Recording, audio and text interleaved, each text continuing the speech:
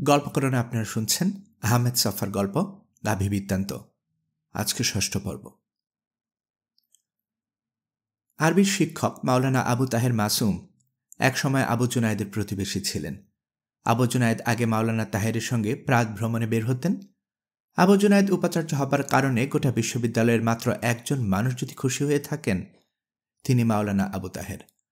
মাওলানা তাহেরের সঙ্গে আবু জুনায়েদের একটা হাসি ঠাট্টা সম্পর্ক ছিল। মাওলানা রসিক মানুষ, আজানুলম্বিত দাড়ি, লম্বা আঁচকান এবং কানটুপিতে ঢাকা মাওলানার শরীর। এই দাড়ি টুপি এবং আঁচকানের ভেতর থেকে এমন রসিকতা প্রকাশ পেত, শুনলে অত্যন্ত গুমরা মানুষেরও পেটে খিল ধরে যেত। এখন আবু জুনায়েদ যে মাঝে মাঝে নামাজের পার্টিতে দাঁড়ান, মাওলানার প্রভাবে সেটা হয়েছে। মাওলানার সঙ্গে আবু জুনায়েদের বিশেষ আঁটি নেই। উপাচার্য অফিসে হোক কি বাড়িতে হোক, মাওলানা আবু তাহের আবু জুনায়েদের সঙ্গে সাক্ষাৎ করতে কারো তোয়াক্কা করেন না, সরাসরি চলে আসেন। এক সন্ধ্যায় মাওলানা আবু জুনায়েদকে তাঁর বাড়িতে এসে তালাশ করলেন। আবু জুনায়েদের বেয়ারা জানালো তিনি পেছনের গোয়াল ঘরে রয়েছেন। বাড়ির পেছনে আবু জুনায়েদ যে একটা গোয়াল ঘর তৈরি করেছেন, মাওলানা জানতেন না। গোয়াল ঘরের অবস্থান জেনে মাওলানা এসে দেখেন আবু জুনায়েদ আপন হাতে টুকরো করে কাটা নেপিয়র ঘাস অল্প অল্প করে গরুর মুখে তুলে দিচ্ছেন। তিনি বললেন, আসসালামু আলাইকুম জনাব সাহেব, মাসখানেক আপনার সাক্ষাৎ করতে পারিনি, গোস্তাকি মাফ করবেন। আবু জুনায়েদ বললেন, আরে মাওলানা সাহেব, আসেন আসেন, কয়েকদিন থেকে আমি মনে মনে আপনাকে খুঁজছিলাম। আবু জুনায়েদ নেপিয়র ঘাসের চুপড়িটা গরুর সামনে রেখে উত্তর দিকে শেডটায় বাতি অন করলেন। ঝলমল করে আলো জ্বলে উঠতেই গরুটা মাওলানার নজরে পড়ে গেল। এক ঝলক দেখে মাওলানার কণ্ঠ দিয়ে বিস্ময়সূচক একটি ধ্বনি বেরোল, মাশাল্লাহ, এই সুন্দর জিনিস আপনি পেলেন কেমন করে? পিঠে দুইখানি পাখা থাকলে অনায়াসে বলা যেতে পারত এটা বুর্রাক। আবু জুনায়েদ বললেন, হাল্লা দেনেওয়ালা, তিনি মিলিয়ে দিয়েছেন। মাওলানা সাহেব কোরআনের একটা আয়াত আবৃত্তি করলেন। তার অর্থ দাঁড়াবে, আল্লাহ যাকে ইচ্ছা দান করেন, যাকে ইচ্ছে কেড়ে নেন, যাকে ইচ্ছা সম্মানিত করেন, যাকে ইচ্ছা লাঞ্ছিত করেন। তারপর দুহাতে আলগোছে দাড়ির মুঠ করে বললেন, আপনি সঠিক পথটি বেছে নিয়েছেন। বেবাক দেশ খবিশ এবং খান্নাসের আওলাদ নাতিপুতিতে ভরে গেছে। এই জাতির মানুষের সঙ্গে মেলামেশা করার চাইতে হাইওয়ানের মোহাম্মদ অনেক বেহেস্ত। আপনার গরুটি সম্পর্কে তাই একটা কথা আমি বলবো, আপনার গরুটি চেহারা সুরত যেরকম, কোরআন মাজিদের সূরা বাকারায় এরকম একটা গরুর কথা বলা হয়েছে। কেবল দুইটা তফাৎ, সূরা বাকারায় যে গরুটির কথা উল্লেখ আছে সেটি গায়ের রং উজ্জ্বল হলুদ, আর আপনার গায়েটির রং লাল। আর আপনার গরুর চাকা চাকা দাগ আছে, সূরা বাকারার গরুতে তেমন কোনো দাগের কথা উল্লেখ নেই। আবু জুনায়েদ বললেন, মাওলানা সাহেব, গরুর ভাগ্য আর আপনার এলেমের তেজ। মাওলানা আবু তাহের দাঁতে চিপ কাটলেন, ভাই, ওরকম কথা বলবেন না। আল্লাহ আপনাকে এলেম লাদুন্নি বকশিস করেছেন।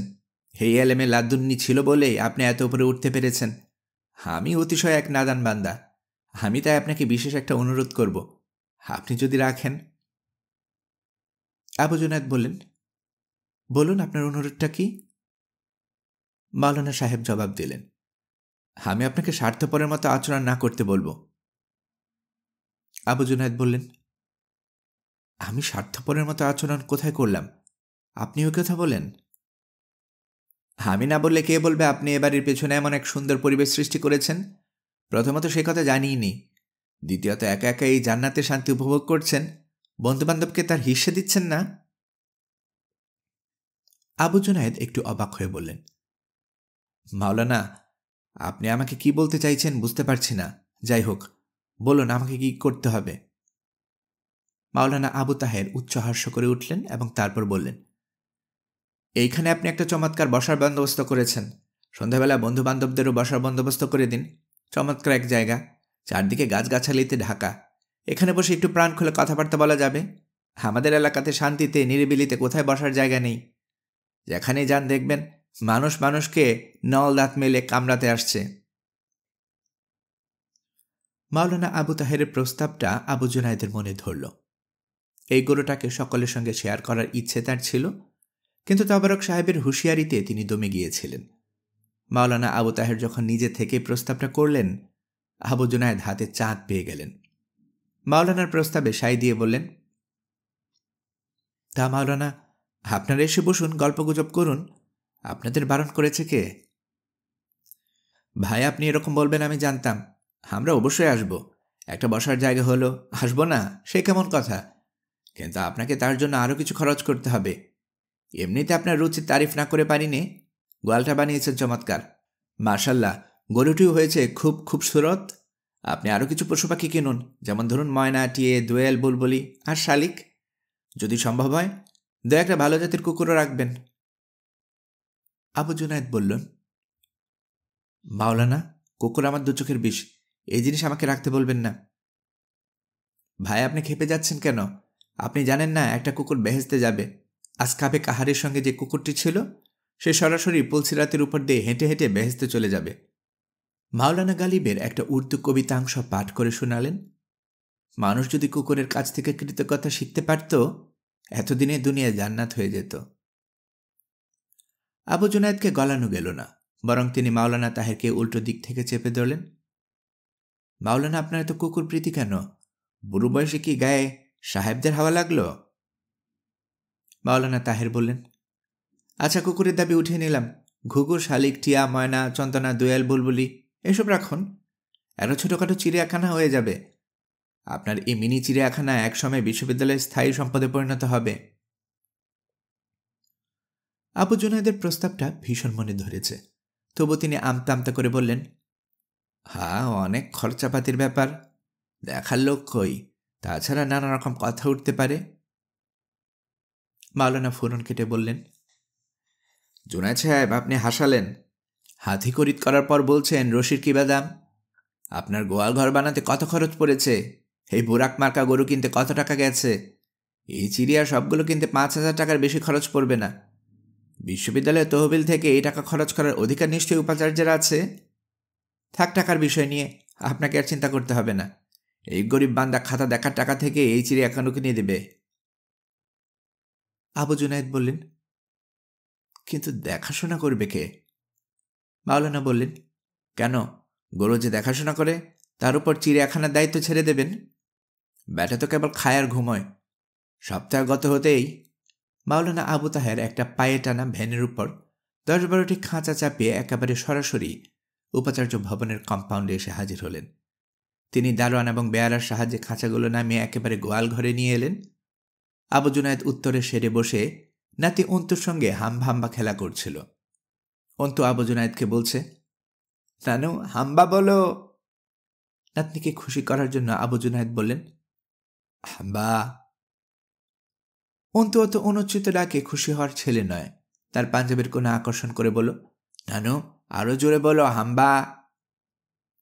আরো জোরে হাম্বা বলতে গিয়ে আবু জুনায়েদ দেখতে পেলেন তার মুখোমুখি মাওলানা আবু তাহের দাঁড়িয়ে আছেন। দারোয়ান এবং বেয়ারা মিলে একটা দুটো করে সবগুলো খাঁচা উত্তরে সেরে এনে রাখল।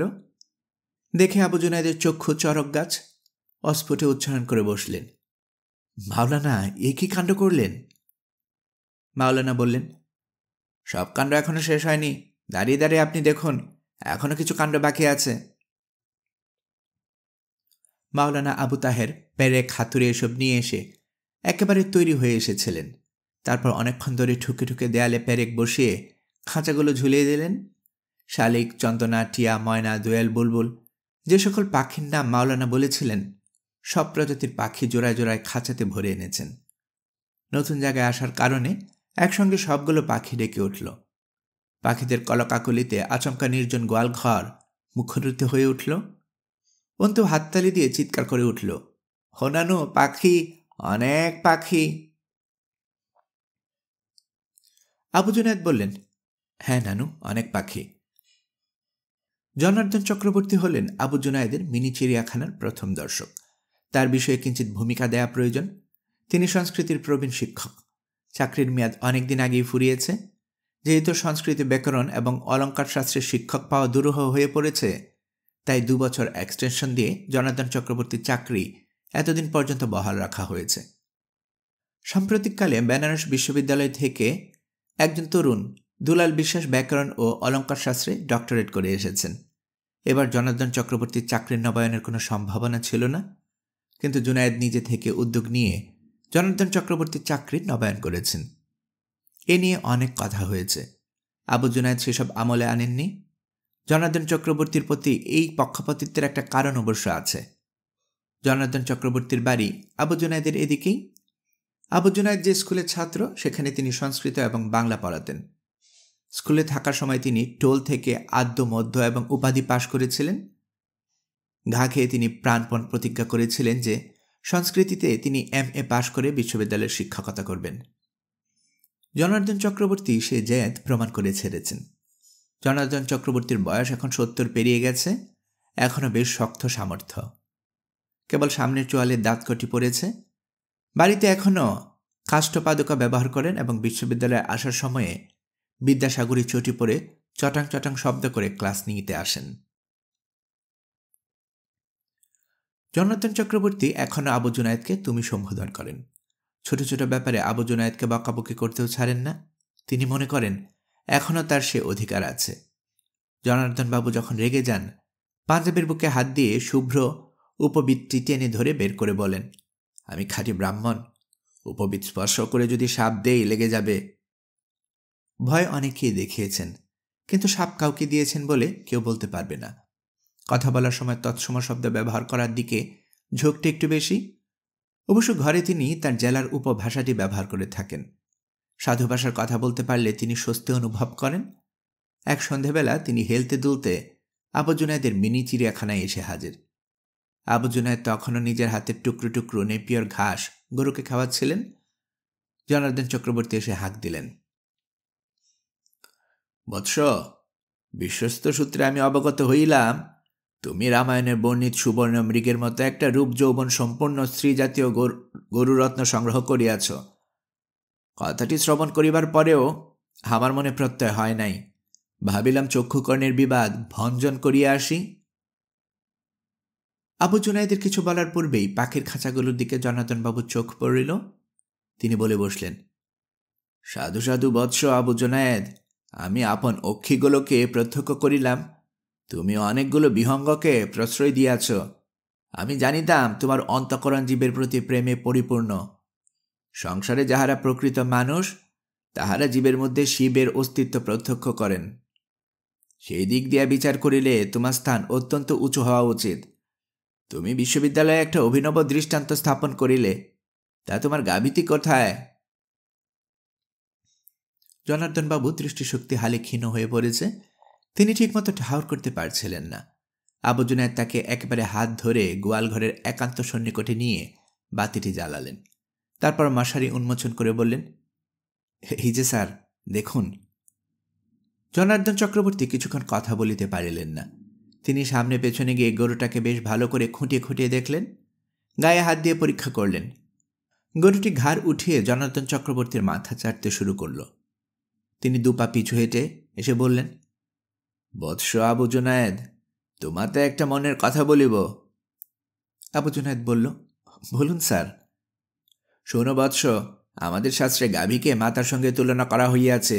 যে পাষণ্ডা গাভীর মধ্যে মাতৃমূর্তি দর্শন করিতে পারে না, তাহাকে জন্ম জন্মান্তর তির্যক জনিতে জন্মগ্রহণ করিতে হইবে। এই হইল গিয়া তোমার শাস্ত্রের বিধান। তথাপি তোমার এই চতুষ্পদের কন্যাটিকে দেখি আমার মনে ভিন্ন ধরনের জল্পনা শুরু হইয়াছে। সংস্কৃত কাব্যে এ ধরনের সুন্দরী রমণীকে হস্তিনী রমণী বলিয়া মহাকবিগণ শনাক্ত করিয়া গিয়াছেন। তোমার গাভী দর্শন করিয়া আমার কি কারণে হস্তিনী নায়িকার কথা মনে হইতেছে বলিতে পারি না। মহাকাব্যের যুগে যে ধরনের গাভীকে কামধেনু বলা হইত, তোমার গাভীটি সেই জাতের। ইহাকে যত্ন করিয়া রাখিবে। আবু জুনায়েদ জনার্দন চক্রবর্তীর কথায় খুব তুষ্ট হলেন। বললেন, আশীর্বাদ করবেন স্যার। বৎস, আমার আশীর্বাদ নিরন্তর তোমাকে ঘিরিয়া রহিয়াছে। আমার আশীর্বাদের গুণে তুমি উপাচার্যের আসনে বসিয়াছ। এখন আশীর্বাদ করিতেছি তুমি রাষ্ট্রদূত হও, মন্ত্রী হও। ভগবান তোমাকে রাষ্ট্রপতির আসনে উপবেশন করাইবেন। মনে রাখিবে, আমি খাঁটি ব্রাহ্মণ। ব্রাহ্মণের আশীর্বাদ কদাচ মিথ্যা হইবার নয়। আবু জুনায়েদের গোয়ালঘরের উত্তরে সেরে সন্ধ্যা আড্ডাটি চালু হয়ে গেল। যে সকল শিক্ষক বিশ্ববিদ্যালয় ক্লাবে যেতে পছন্দ করেন না, গাছের গুড়ির আড্ডায়ও যেতে পারেন না, এই নতুন আসরটি চালু হওয়ায় অনেকেই হাঁপ ছেড়ে বাঁচলেন। বিশ্ববিদ্যালয় ক্লাব একটি বাজার, সেখানে তাস চলছে, দাবা চলছে, টেনিস, ব্যাডমিন্টন, এমনকি রাতের বেলা জুয়া পর্যন্ত চলছে। বিশ্ববিদ্যালয়ের দলাদলের প্রধান আখড়া হল এই ক্লাব। সর্বক্ষণ সভা হচ্ছে, কুচফুস ফুসফুস চলছে। কে কাকে ল্যাং মেরে এগিয়ে গেল, কে সরকারে চামচাগিরি করতে গেল, কে আধ রাতে বউকে ধরে পেটায়, কাজের বেটির সঙ্গে কে লটরফটর কাণ্ড করেছে। এ সকল মুখরোচক সংবাদ ক্লাবের হাওয়ায় ভেসে ভেসে বেড়ায়। যে সকল শিক্ষক নিজেদের অস্তিত্ব প্রমাণ করতে পারে না, ক্লাবের এই পাঁচ মিশালি আড্ডায় বড় বেচারা বেচারা অনুভব করেন। ক্লাব ছেড়ে শিক্ষকদের আরও একটা আড্ডা আছে। আবাসিক এলাকার ভেতরে ডক্টর আহমদ তকির বাড়ির সামনে একটা গাছের গুড়ির উপর সন্ধ্যাবেলা এই আড্ডাটি বসে। ঝড় বৃষ্টি হলে লোকজন ডক্টর আহমেদ তকির ড্রয়িং রুমে এসে আশ্রয় নেন। একবার ঝড়ের সময় প্রকাণ্ড একটা শিশু গাছ কাণ্ডশুদ্ধ উপড়ে এসে ভূপাতিত হয়েছিল। ডালপালা সব ছেটে ফেলে সরানো হয়েছে, কিন্তু ডক্টর আহমদ তকি এবং তার মতো আরও কতিপয় প্রবীণ শিক্ষক এই গুড়িটি সরাতে দেননি। তারপর থেকেই গুড়িটি সন্ধ্যা আড্ডার স্থান হিসেবে এন্তার কুখ্যাতি অর্জন করেছে। কী কারণে এই গুড়ির আড্ডাটির দুর্নাম একটু বুঝিয়ে বলার অপেক্ষা রাখে। ডক্টর আহমেদ তকি ঘোষণা করেছেন তিনি নাস্তিক। আল্লাহ রসুলের ধার তান্নার ধারলেও চলবে, কোরআন হাদিসে তার বিশ্বাস নেই। এই আড্ডায় মাঝে মাঝে নাস্তিকতার বিষয়ে আলাপ সালাপ হয়। বিশ্ববিদ্যালয়ের কিছু কিছু সিনিয়র শিক্ষক, এমনকি তরুণদের মধ্যেও কেউ কেউ নিজেকে সরাসরি নাস্তিক না হয়েও ডক্টর আহমেদ তকিকে পছন্দ করেন। কারণ ডক্টর আহমেদ তকি একদিকে যেমন গোয়ার, তেমনি আবার রসিকও বটে। এ ধরনের মানুষ যিনি নিজের বিজ্ঞতা বা অজ্ঞতা চিৎকার করে প্রকাশ করতে পারেন, তার কিছু চেলা জুটে যাবে, এটা তো খুবই স্বাভাবিক। ডক্টর আহমেদ তকি হলেন গাছের গুড়ির আড্ডার প্রধান ব্যক্তি। অন্যদের ভূমিকা নিতান্তই গৌণ। সাম্প্রতিককালে প্রবীণ শিক্ষকদের অনেকেই এই গাছের গুড়ির আড্ডায় আসতে আরম্ভ করেছেন। ডক্টর আহমেদ তকির ব্যক্তিত্বের আকর্ষণ তার একমাত্র কারণ নয়। ডক্টর আহমদ তকি ভদ্রলোকটির একাধারে নাস্তিক এবং আবু জুনায়েদ বিরোধী। কোনোরকম রাগঢাক না করে উপাচার্য আবু জুনায়েদকে তিনি ছাগল, বলদ, গাধা ইত্যাকার নামে সম্বোধন করে থাকেন। প্রবীণ শিক্ষকদের অনেকেই আবু জুনায়েদের প্রতি জন্মগত বিতৃষ্ণা রয়েছে। তাদের মতো উপযুক্ত ব্যক্তিত্ব থাকতে আবু জুনায়েদের মতো একজন উঁচামার্কা মানুষ বিশ্ববিদ্যালয়ের উপাচার্যের আসনে বসল, এই ঘটনাটা কি আবু জুনায়েদের প্রতি বিদ্বিষ্ট হওয়ার মুখ্য কারণ হতে পারে না? কিছুদিন থেকে কয়েকদিন অন্তর অন্তর সুন্দরী দিলরুবা খানম এই আড্ডার অংশগ্রহণ করতে আরম্ভ করেছেন। যদিও প্রবীণ শিক্ষকদের স্ত্রীরা দিলরুবা খানমকে ভীষণ অপছন্দ করেন, কিছুটা ঝুঁকি নিয়ে হলেও তারা দিলরুবার সঙ্গে মেলামেশা করেন। দিলরুবা যখন আসেন, তার পিঠ ঝাপা এলানো চুলের সৌরভে বাতাস পর্যন্ত গন্ধময় হয়ে ওঠে। কাঠকলায় আগুনের ছোঁয়া লাগলে যেমন নতুন করে আগুন জ্বলে ওঠে, তেমনি দিলরুবা খানম এলেই বুড়ো অধ্যাপকেরা রক্তের মধ্যে যৌবনের তেজ অনুভব করতে থাকেন। দিলরুবা ঝড়ের মতো আসেন, ঝড়ের মতো চলে যান। এই গতিময়তায় তাকে অনেক বেশি আকর্ষণীয় করে তুলেছে। তিনি এসেই আবু জুনায়েদের কুকীর্তির কথা পাঁচ কাহন করে বলতে থাকেন। তার মধ্যে সত্যের ভাগ যথেষ্ট নয়, তথাপি তার বলার ভঙ্গিটি এত মনোরম যে সকলকে তার মতে সায় দিতে হয়। আবু জুনায়েদকে দেখলে মানুষের শরীর বোয়াল মাছের মাথা লাগানো এক কিম্বুতাকামাকার প্রাণীর মতো মনে হয়। এই আশ্চর্য সদৃশ্যটি তিনি এই আড্ডায় এসে আবিষ্কার করেছিলেন। বিশ্ববিদ্যালয়ের ক্লাবে যারা যান না, গাছের গুড়ির নাস্তিকদের আড্ডায় যেতে ঘৃণাবোধ করেন, সেই সমস্ত শিক্ষকেরা আবু জুনায়েদের গোয়ালঘরের সন্ধ্যাবেলায় আসতে আরম্ভ করেছেন। আবু জুনায়েদ ভেবে দেখলেন, এবারেও বিনা প্রয়াসে ভাগ্য তাকে অনুগ্রহ করেছে। তিনি ভীতি এবং আতঙ্কের মধ্যে দিন কাটাচ্ছিলেন। মানসিক নিঃসঙ্গতা বোধ তাকে ভয়ানক রকম পীড়িত করেছিল। বাড়িতে নুরুন্নাহার বানুর সঙ্গে কোনো সম্পর্ক নেই। ঝগড়া সম্পর্কেও একটি সম্পর্ক আবু জুনায়েদ গভীরভাবে উপলব্ধি করলেন। তার প্রবল শঙ্কা, শেখ তবারক আলীর দেয়া গরু এবং গোয়াল বিষয়ক ঘটনাগুলো প্রকাশিত যদি হয়ে পড়ে, তিনি সমাজে সর্বকালের সবচাইতে দুর্নীতিপরায়ণ উপাচার্য হিসেবে নিন্দিত হবেন। আত্মহত্যা করেও তিনি কলঙ্কের দায় থেকে মুক্ত হতে পারবেন না। এই আড্ডাটি জমে উঠতে দেখে তিনি হাঁপ ছেড়ে বাঁচলেন। মনে মনে ভাবলেন, তিনি যে মাঝে মাঝে শুক্রবারে মসজিদে গিয়ে নামাজ পড়েন, আল্লাহ তাআলা তার কিছু ফল দিতে আরম্ভ করেছেন। নইলে বলা নেই, কওয়া নেই, বলতে গেলে একেবারে শূন্য থেকে এই আড্ডাটি জমে উঠত না। মাওলানা আবু তাহের শুভ সূচনাটি করে দিয়েছেন, এ কথা সত্য বটে, কিন্তু আল্লাহ তো তার রহমত কোনো ব্যক্তির ওসিলায় বকশিস করে দিয়ে থাকেন। আবু জুনায়েদের গোয়ালঘরের আড্ডায় যে সমস্ত শিক্ষক আসতে শুরু করেছেন তাদের সম্পর্কে কিছু না বললে অন্যায় করা হবে। মাওলানা আবু তাহের নিছক খেয়ালের বসে মিনি চিড়িয়াখানার ভিত করে গিয়েছিলেন। তারপরে জনার্দন চক্রবর্তী চক্ষুকর্ণের বিবাদ ভঞ্জন করাবার জন্য এসেছিলেন। তারপরে এসেছিলেন পল্লী বিভাগের ডক্টর সুমঙ্গল বড়ুয়া। বড়ুয়াবাবু তার জন্য একটা বাড়ি বরাদ্দের তদবির করতে এসেছিলেন। আবু জুনায়েদ এমনভাবে তার সঙ্গে কথা বলেছেন, তিনি বাড়ি পেতেও পারেন, আবার নাও পেতে পারেন। পেতে পারেন কারণ তার চাকরি অনেক দিনের, আবার নাও পেতে পারেন কারণ বাড়ি খুবই অল্প, দাবিদার অনেক। যাই হোক, তিনি চেষ্টা করবেন। তারপর থেকে সুমঙ্গলবাবু আড্ডার স্থায়ী সদস্য হয়ে গেলেন। তিনি আবু জুনায়েদের গুরু এবং পাখিগুলোকে পছন্দ করে ফেললেন। ডক্টর সুমঙ্গল বড়ুয়ার পর ফিজিক্স বিভাগের ডক্টর দেলোয়ার হোসেন। ডক্টর দেলোয়ার হোসেন ইন্টারমিডিয়েটের 3rd ডিভিশন ছিল, সেটাই তার প্রফেসর হওয়ার পথে মস্ত বাধা হয়ে দাঁড়িয়েছে। এই বিশ্ববিদ্যালয়ে ভুরি ভুরি 3rd ডিভিশন পাওয়া শিক্ষক প্রফেসর হয়ে গেছেন, সেটা আসল কথা নয়। বিভাগীয় চেয়ারম্যানের সঙ্গে ডক্টর হোসেনের সম্পর্ক ভালো নয়। বিভাগীয় চেয়ারম্যান অনুমোদন করছেন না বলেই তার প্রমোশন ঠেকে আছে। উপাচার্য সাহেবকে গোয়ালঘরে নির্বিলিতে পাওয়া যায়, তার উপর যে দীর্ঘকাল ধরে অবিচার চলছে সেই দুঃখের কথা জানাতে এসেছিলেন। আবু জুনায়েদ জানিয়েছিলেন ফিজিক্স বিভাগের চেয়ারম্যান খুব ঘাওড়া টাইপের মানুষ, তবু তিনি তার প্রভাব খাটিয়ে চেষ্টা করবেন কিছু করা যায় কিনা। তারপর থেকে সন্ধ্যা হলেই ডক্টর দেলোয়ার হোসেন আড্ডায় হাজির থাকতে আরম্ভ করলেন। এভাবে 3 মাসের মধ্যে অর্থী প্রার্থী মিলে 20-25 জন শিক্ষক গোয়ালঘরে নিয়মিত হাজিরা দিতে আরম্ভ করলেন। দর্শন বিভাগের আয়েশা খানম আসতে আরম্ভ করায় আড্ডাটির কিঞ্চিত জৌলস বেড়েছে। আয়েশা খানমের তেমন কোনো দাবি নেই, তবে তিনি পুরুষ মানুষের উপর প্রভাব বিস্তার করে যৌন সুখের মতো এক প্রকার সুখ অনুভব করে থাকেন। এই মহিলাকে সকলে কেন এড়িয়ে চলতেন এক কথায় বলা মুশকিল। হয়তো তার বয়স একটু বেশি, হয়তো তার স্থূল বপু এবং পানদোক্তা খাওয়া গ্যাটগেটে লাল দাঁতের কারণে পুরুষ শিক্ষকেরা তাকে পছন্দ করেন না। মাছ যেমন পানিতে সাঁতার কাটে, পাখি আকাশে ওড়ে, আয়েশা খানমও এই আড্ডার মূল কৌশলীদের একজন হয়ে গেলেন। তিনি সদস্যদের জন্য বাড়ি থেকে কখনো চিড়ে ভাজা, কখনো কোরানো নারিকেল এনে সকলকে খেতে দিতেন। মাঝে মাঝে আবু জুনায়েদকেও কিছু গাঁঠের পয়সা উপর করতে হতো। আড্ডার সদস্যদের নিয়মিত চা এবং বিস্কুটের সরবরাহ করতে হতো। নিরামিষ আড্ডায় স্থায়ী হয় না। একবার তিনি সেরা দোকান থেকে তন্দুরি এবং শিক কাবাব এনে সকলকে খাইয়েছেন। আরেকবার নাতি অন্তুর জন্মদিনে সকলকে সন্দেশ, পায়েস এবং সবরি কলা দিয়ে আপ্যায়ন করেছেন। আবু জুনায়েদ লক্ষ্য করেছেন তার এখানে যারা আসেন তারা কেউ বিশ্ববিদ্যালয়ের বেগুনি, হলুদ এবং ডোরাকাটা দলের সঙ্গে যুক্ত নন। সকলেই আলাদা আলাদা ব্যক্তি, কারো দলীয় পরিচয় নেই। ক্ষমতার সঙ্গে যুক্ত থাকার নির্দলীয় শিক্ষকদের সবচাইতে বড় দল।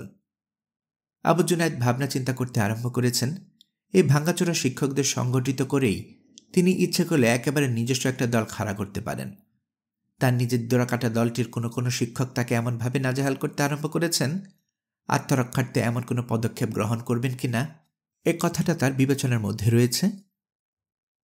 আবু জুনায়েদের চুটিয়ে আড্ডা দেওয়ার একটা অসুবিধা হলো, টেলিফোন এলে তাকে বারে বারে ছুটে যেয়ে কল রিসিভ করতে হয়। বিশ্ববিদ্যালয়ের উপাচার্যকে তো সরকারি বেসরকারি নানা ব্যক্তি এবং প্রতিষ্ঠানের সঙ্গে যোগাযোগ রক্ষা করতে যেতে হয়। বারবার উঠে যেতে হয় বলেই গল্পগুজবের মাঝখানে ছেদ পড়ে যায়।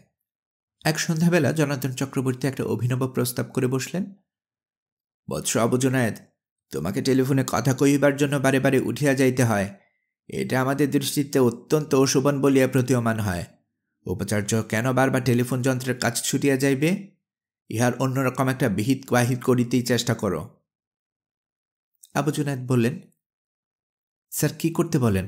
তাহলে টেলিফোন কি রিসিভ করব না?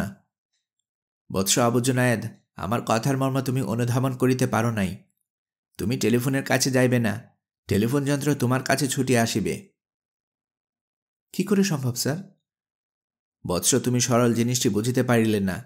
তুমি বাড়ি হইতে টেলিফোন যন্ত্রের শাখা অত্র স্থানে টানিয়া আনার হুকুম করো। বিশ্ববিদ্যালয়ের কাজকর্ম এখানে বসিয়া তুমি সম্পন্ন করিতে পারিবে। জায়গাটি অতীব মনোরম, গাভীটি তো অনিন্দ্য সুন্দর, বিহঙ্গগুলোর কলকাকলিতে শুনতে বেশ ভালো লাগে। আধারাত পর্যন্ত কাজ করিলেও শরীরে মনে কোনো শান্তি অনুভব করিবে না। আমরা যেমন প্রত্যহ আসিয়া থাকি, বিশ্ববিদ্যালয়ের কর্মে যাহারা তোমার দর্শন লাভ করিতে চায় তাহারাও এখানে আসিবে। তুমি হুকুম করো। জনার্দন চক্রবর্তী ধনুমস্তকে এরকম সুন্দর একটা পরামর্শ লুকিয়ে থাকতে পারে কেউ স্বপ্নেও ভাবতে পারেনি। মাওলানা তাহের বললেন, জনার্দনবাবু একটা চমৎকার প্রস্তাব করেছেন। ওল্ড মানে গোল্ড, এই কথা প্রমাণিত হলো আবার। দুনিয়াতে বুড়ো মানুষের প্রয়োজন ফুরিয়ে যাবে না। বাদশা সিকান্দর জঙ্গলে যাওয়ার সময় একদল বুড়ো মানুষ সঙ্গে রাখতেন। কোনো বিপদ আপদ হলে তারা মুশকিল আসনের পথ বাতলে দিতেন। একবার হলো কি জানেন? আয়েশা খানম মাওলানা তাহেরের মুখ থেকে কথা কেড়ে নিয়ে বললেন, তারপর আপনি একটা গল্প শুরু করলেন, কিন্তু আমরা চাই আগামীকালই টেলিফোনের এক্সটেনশন লাইন নিয়ে আসা হোক। 2-4 দিনেই গোয়ালঘরের উত্তরে শেডে টেলিফোনের এক্সটেনশন নিয়ে আসা হলো। টেবিল পাতা হলো, কোণের দিকে 2টো শেলফ বসে গেল। গোয়ালঘরে উপাচার্যের একটা নতুন অফিস তৈরি হয়ে গেল। বিশ্ববিদ্যালয়ের খুচরো খাচরা কাজগুলো মিয়া মোহাম্মদ আবু জুনায়েদ নতুন অফিসে বসেই সারতে লাগলেন। অনানুষ্ঠানিকভাবে যারাই দেখা করতে আসেন তাদেরকে উত্তরে শেডে আসতে বলা হয়। মুঘল সম্রাটেরা যেমন যেখানে যেতেন রাজধানী দিল্লিকে সঙ্গে করে নিয়ে যেতেন, তেমনি আবু জুনায়েদও দিনে একবেলার জন্য গোটা বিশ্ববিদ্যালয়কে গোয়ালঘরে ঢুকিয়ে ফেলতেন। দিনে দিনে গোয়ালঘরটাই বিশ্ববিদ্যালয়ের হৃৎপিণ্ড হয়ে উঠল। সেদিক দিয়ে দেখতে গেলে এটাই পৃথিবীর একমাত্র গোয়ালঘর যেখান থেকে আস্ত একটা বিশ্ববিদ্যালয়ের কর্মপদ্ধতি পরিচালিত হয়। আর কিছুদিন যেতে না যেতেই গোটা বিশ্ববিদ্যালয় এলাকায় একটা চাঞ্চল্যকর সংবাদ ছড়িয়ে পড়ল। উপাচার্য সাহেব বিকেলবেলা গোয়ালঘরে বসে বিশ্ববিদ্যালয়ের নানা কাজকর্ম পরিচালনা করে থাকেন। তার গরু এবং মিনি চিড়িয়াখানা সম্বন্ধেও নানা রকম আজগুবি খবর ছড়িয়ে পড়তে থাকল। এটাকে ঠিক গরু বলা যাবে কি না সে ব্যাপারে বিতর্ক আছে। গরুটির গর্ভধারণী হল সুন্দরবনের এক সিঙ্গাল মাদি হরিণ এবং বাবা অস্ট্রেলিয়ান ষাঁড়। মাদি হরিণের গর্ভে এবং অস্ট্রেলিয়ান ষাঁড়ের ঔরসে উপাচার্য সাহেবের গরুটি পয়দা হয়েছে। গরুটির আকার প্রকার গরুর মতোই, গায়ের রং, চোখের দৃষ্টি, স্বভাবের চঞ্চলতা সবকটা হরিণের মতো। গরুটি এই অল্প সময়ের মধ্যে উপাচার্য সাহেবের কলিজার টুকরো হয়ে দাঁড়িয়েছে। একদণ্ড দৃষ্টির আড়ালে করতে চান না। নিজের হাতে উপাচার্য সাহেব গরুটিকে খাওয়ান, নিজে গোসল করান, সাধ্যমতো মলমূত্র নিজে পরিষ্কার করেন। অন্য কাউকে গরুটির ধারে কাছে ঘেঁষতে দেন না। এটাই একমাত্র গুজব নয়। গরুটাকে কেন্দ্র করে আরও একটা কাহিনী বিশ্ববিদ্যালয়ের নিম্ন শ্রেণীর কর্মচারী এবং মহিলা মহলে চালু হয়ে গেছে। একটা জিন কিংবা পরীর সঙ্গে উপাচার্য আবু জুনায়েদের গভীর ভালোবাসা হয়েছে। এই পরীটাই দিনের বেলা সুন্দর একটা গরুর বেশ ধরে গোয়ালঘরে শুয়ে থাকে। রাত গভীর হলে অনিন্দর সুন্দর একটা মেয়ে মানুষ হয়ে আবু জুনায়েদের সঙ্গে রং ঢং মতো কিছু করে। আবু জুনায়েদ রাতে ঘরে থাকেন না, পরিকন্যার সঙ্গেই গোটা রাত আশনাই করে কাটিয়ে দেন। এখন আবু জুনায়েদের সঙ্গে তার বড় পত্নী নুরুন্নাহার বানুর কোনো সম্পর্ক নেই। স্বামী স্ত্রীতে কথা বলা পর্যন্ত বন্ধ। তৃতীয় আরেকটি গুজব টিচার্স ক্লাবে তৈরি হয়েছে। তার মধ্যে বিশেষ চমৎকারিত্ব নেই, নিতান্ত সাদামাটা ধরনের। সেটা এরকম, আবু জুনায়েদ নাকি স্থির করেছেন উপাচার্যের চাকরির মেয়াদ ফুরোলে তিনি দুধের ব্যবসা করবেন। কারণ তিনি হিসেব কষে দেখেছেন বিশ্ববিদ্যালয়ের শিক্ষকতা করার চাইতে গাভী পুষে গোয়ালগিরি করা অনেক লাভজনক। কিছুদিন বাদেই নিউজ প্রিন্টে ছাপা একটা লিফলেট হাতে হাতে তামাম বিশ্ববিদ্যালয় এলাকা ছড়িয়ে গেল। লিফলেটের শিরোনাম দেওয়া হয়েছে উপাচার্য না গো আচার্য। কারা এই লিফলেটটি ছেপেছে, কারা বিলি করেছে তার কোনো উল্লেখ নেই। মূল বয়ানটা এরকম: ছাত্রছাত্রী, শিক্ষক শিক্ষিকা, বিশ্ববিদ্যালয়ের সচেতন কর্মচারী এবং দেশপ্রেমিক দায়িত্বশীল নাগরিকবৃন্দের কাছে আকুল আবেদন, আপনাদের কাছে এই বিশ্ববিদ্যালয়ের গরিয়ান ঐতিহ্যের কথা অজানা থাকার কথা নয়। এই বিশ্ববিদ্যালয়ের চাইতে বাংলাদেশে গর্ব করার সম্পদ দ্বিতীয়টি নেই। এই বিশ্ববিদ্যালয়ের ছাত্র শিক্ষকেরা এই অঞ্চলে একটা নতুন ইতিহাসের ভিত্তিভূমি রচনা করেছে। এই বিশ্ববিদ্যালয়ের গর্ভ থেকে বাংলাদেশের মুক্তি সংগ্রামের জন্ম হয়েছে। এই বিশ্ববিদ্যালয়ের জ্ঞান, বিজ্ঞান, মেধা, মনীষায় একদা সমস্ত ভারতবর্ষের একটি বিশিষ্ট স্থান দখল করে নিয়েছিল। মাননীয় শিক্ষক শিক্ষিকা, ছাত্রছাত্রী ভাই বোনেরা, সম্মানিত দেশপ্রেমিক নাগরিকবৃন্দ, আপনারা সকলে এই বিশ্ববিদ্যালয়ের স্বর্ণোজ্জ্বল গৌরবমণ্ডিত দিনের কথা স্মরণ করে অশ্রুপাত করুন। আজকের দিনে বিশ্ববিদ্যালয়ের সেই অতীত দিনের গৌরবের লেশমাত্র অবশিষ্ট নেই। বিশ্ববিদ্যালয়ে হরদম খুনাখুনি, মামলা হামলা চলছে, নিয়মিত ক্লাস বসছে না, পরীক্ষা হতে পারছে না, সেশনজট লেগে আছে। বিশ্ববিদ্যালয় থেকে পাশ করে বেরোতে ছেলেদের চাকরির বয়স চলে যায়, মেয়েদের বিয়ের বয়স পার হয়ে যায়। বিশ্ববিদ্যালয়ের প্রশাসনের সর্বত্র দুর্নীতির আখড়া হয়ে উঠেছে। বিশ্ববিদ্যালয়ে সংগঠিত সমস্ত অপকর্মের জন্য দায়ী ডোরাকাটা দল। এই দলটি কতিপয় দেশপ্রেমিক শিক্ষকদের একটা সংগঠন। তারা ছলে বলে কৌশলে বিশ্ববিদ্যালয়ের প্রশাসনিক ক্ষমতা আপন মুঠোয় নিয়ে এই সুপ্রাচীন বিদ্যাপীঠটি ধ্বংস করার ষড়যন্ত্রে সর্বক্ষণ তৎপর রয়েছে। ডোরাকাটা দল এমন এক ব্যক্তিকে উপাচার্যের পবিত্র আসনটিতে বসিয়েছে, জ্ঞানবিদ্যার প্রতি যার বিন্দুমাত্র শ্রদ্ধাবোধ নেই। এই উপাচার্যটি তার পোষা গরুর পেছনে যত সময় ব্যয় করেন, গোটা বিশ্ববিদ্যালয়ের জন্য তার 3 ভাগের 1 ভাগ সময় ব্যয় করেন না।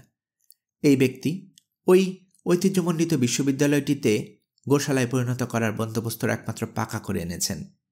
এই ব্যক্তি যদি দীর্ঘদিন ক্ষমতায় থাকেন, বিশ্ববিদ্যালয়ের প্রাণ সম্পূর্ণরূপে ধ্বংস হয়ে যাবে, শুধু কঙ্কালটি টিকে থাকবে। এখনও সময় চলে যায়নি। সকলের কাছে উদাত্ত আহ্বান রাখছি, আমাদের এই মহান বিশ্ববিদ্যালয়কে ডোরাকাটা দল এবং তাদের মনোনীত উপাচার্য আবু জুনায়েদের চক্রান্ত থেকে রক্ষা করার জন্য সকলকে এগিয়ে আসুন। এই লিফলেটের কয়েকটি কপি যথারীতি গোয়ালঘরের সান্ধ্য আসরে এসে পৌঁছালো। আড্ডায় রীতিমতো একটা চাঞ্চল্য সৃষ্টি হলো। সকলের একটাই প্রশ্ন, এরকম নোংরা কর্ম কে বা কারা করতে পারে? সকলেরই ধারণা গাছের গড়িওয়ালাদের সঙ্গে এই লিফলেটের একটা সম্পর্ক অবশ্যই আছে। ডক্টর দেলোয়ার হোসেন নিশ্চিত করে বললেন, ডক্টর আহমেদ তকির উস্কানিতে এই লিফলেট ছাপা হয়েছে। তকি সাহেবের সার্ভিস এক্সটেনশনের আবেদনপত্রে উপাচার্য সাহেব সুপারিশ করেননি বলেই তার বিরুদ্ধে তিনি উঠে পড়ে লাগতে এসেছেন। দর্শন বিভাগের আয়েশা খানম ডক্টর দেলোয়ার হোসেনের মুখের কথা টেনে নিয়ে মন্তব্য যোগ করলেন, উপাচার্য সাহেব যদি একটা ভালো কাজ করে থাকেন, আমার মতে সেটি হলো ডক্টর তকির সার্ভিস এক্সটেনশনের আবেদন সুপারিশ না করা। ডক্টর তকি একজন ঘোরতর নাস্তিক, সেটাই যথেষ্ট নয়, তিনি মাস্তান শিক্ষকদের নেতাও বটে। ফার্মেসি বিভাগের ডক্টর ফারুক আহমেদ একটু ভিন্ন রকম কথা বললেন। তার মতে এই লিফলেটের সঙ্গে ডক্টর আহমেদ তকির একটা সম্পর্ক আছে, তা অস্বীকার করার উপায় নেই। তবে আমার বিশ্বাস ভাষাটি তকি সাহেবের নিজের নয়। তকি সাহেব গদ্য লেখার সময় তৎসম শব্দের অপপ্রয়োগ করেন এবং তার কোনো লেখায় স্নিক প্রত্যয়ন শব্দ অবশ্যই থাকতে বাধ্য। আপনারা লিফলেটটি পড়ে আবার দেখুন, সেরকম একটি শব্দও খুঁজে পাবেন না। আমার বিশ্বাস এই লিফলেটটি লেখার সঙ্গে কোনো মহিলার হাত অবশ্যই আছে। রচনা রীতি দেখে মনে হয় লিফলেটটি রচনা করে থাকবেন দিলরুবা খানম। উপস্থিত সকলের মতামত তাই।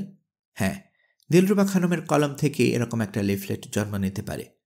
বোটানি বিভাগের ডক্টর মাহমুদুল আলম গম্ভীরভাবে বললেন, এই লিফলেট কে লিখেছে বা কারা লিখেছেন সেটি বিচার্য বিষয় নয়। আমার কথা হলো, এই নোংরা লিফলেটের একটা সুন্দর পরিচ্ছন্ন জবাব দেওয়া প্রয়োজন। বুঝিয়ে দেওয়া উচিত বিশ্ববিদ্যালয়ের নোংরামের জায়গা নয়। উপাচার্যের দিকে তাকিয়ে বললেন, কি বলেন স্যার?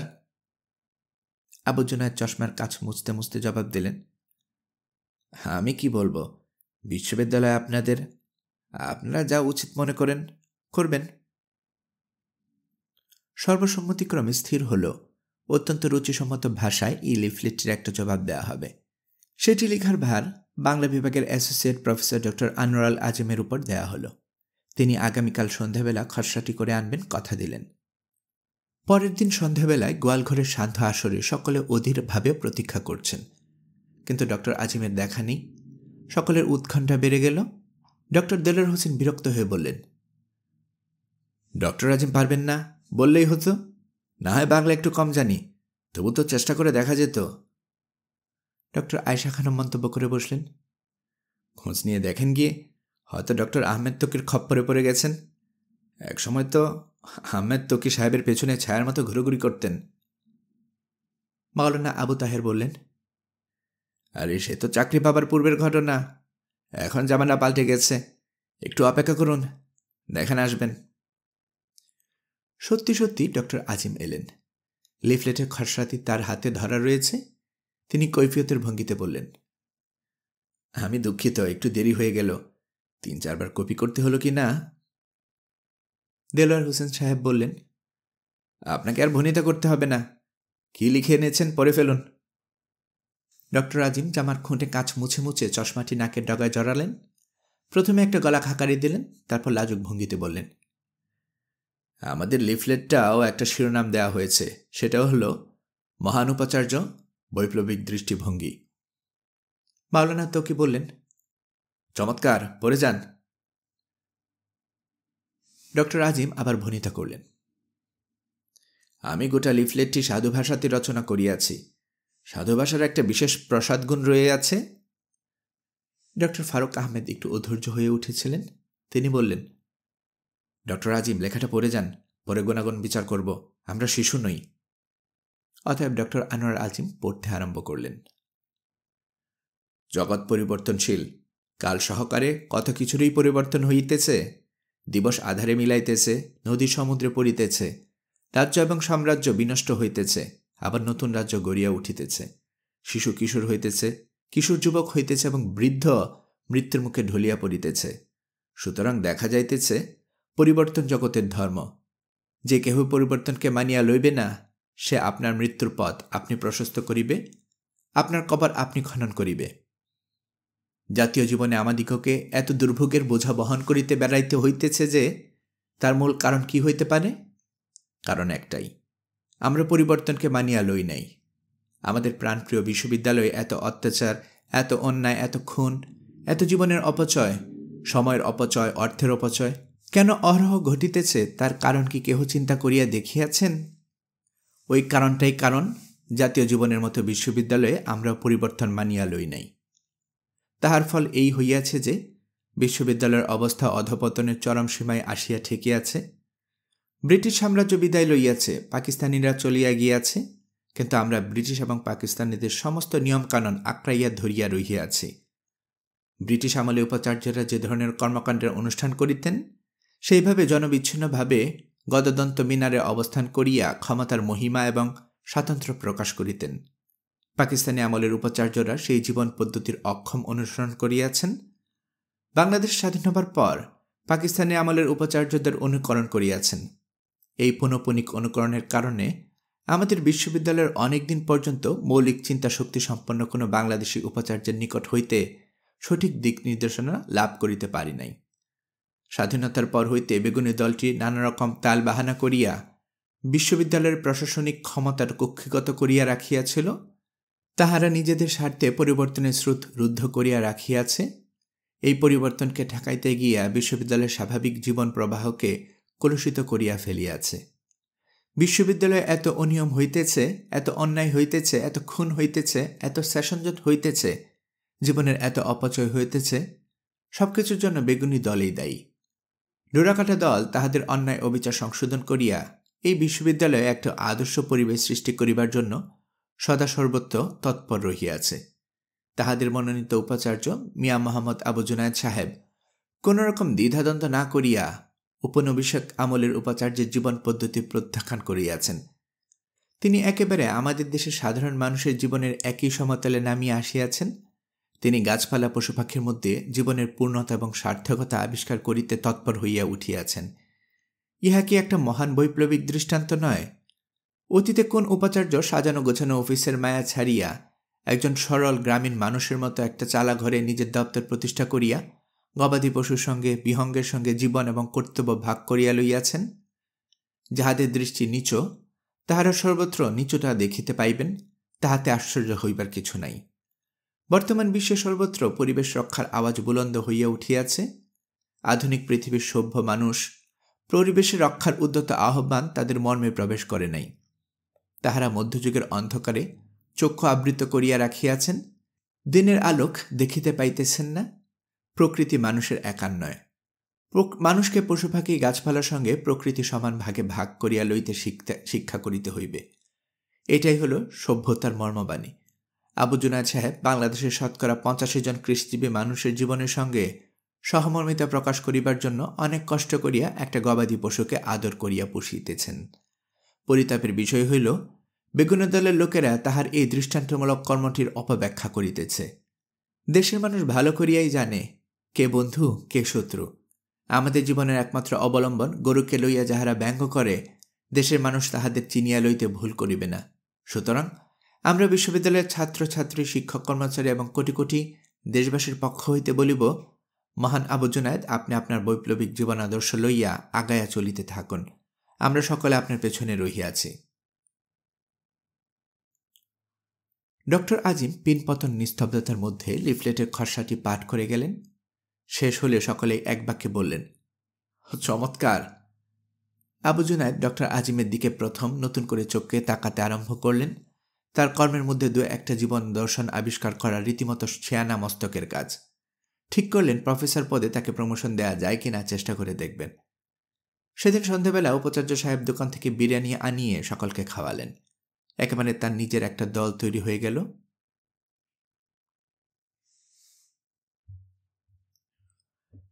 কিছুদিন যেতে না যেতেই আবু জুনায়েদের গোয়ালঘর নিরন্তর কর্মতৎপরতার কেন্দ্র হয়ে দাঁড়ালো। শুধু সন্ধ্যাবেলা নয়, ছুটির দিনে, কর্মচারীদের কর্মবিরতির দিনে কিংবা ছাত্রছাত্রীদের ডাকা ধর্মঘটের দিনগুলোতে সকালবেলাতেও এই গোয়ালঘরে নানা রকম বৈঠক বসা শুরু হয়ে গেল। ডোরাকাটা দলের সকলে আবার এখন আবু জুনায়েদকে সমর্থন করেন না। কিছু বেগুনি দলে চলে গেছেন, কিছু হলুদ দলে যাবো করছেন।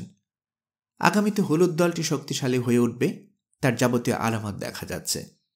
আবু জুনায়েদ তার নতুন সমর্থক মণ্ডলীদের সহ ডোরাকাটা দলের অবশিষ্টাংশ নিয়ে একটা নতুন দল করবেন কিনা তা ভেবে দেখছেন। যদি ভবিষ্যতে তেমন পরিস্থিতি আসে, তিনি হাত গুটিয়ে বসে থাকতে পারবেন না। এই বাদ প্রতিবাদ, এই অনবরত বাকযুদ্ধ, এই লিফলেট, পাল্টা লিফলেট বিতরণ, এসবের মধ্য দিয়ে আবু জুনায়েদের গরুটির কথা প্রচারিত হল সর্বাধিক।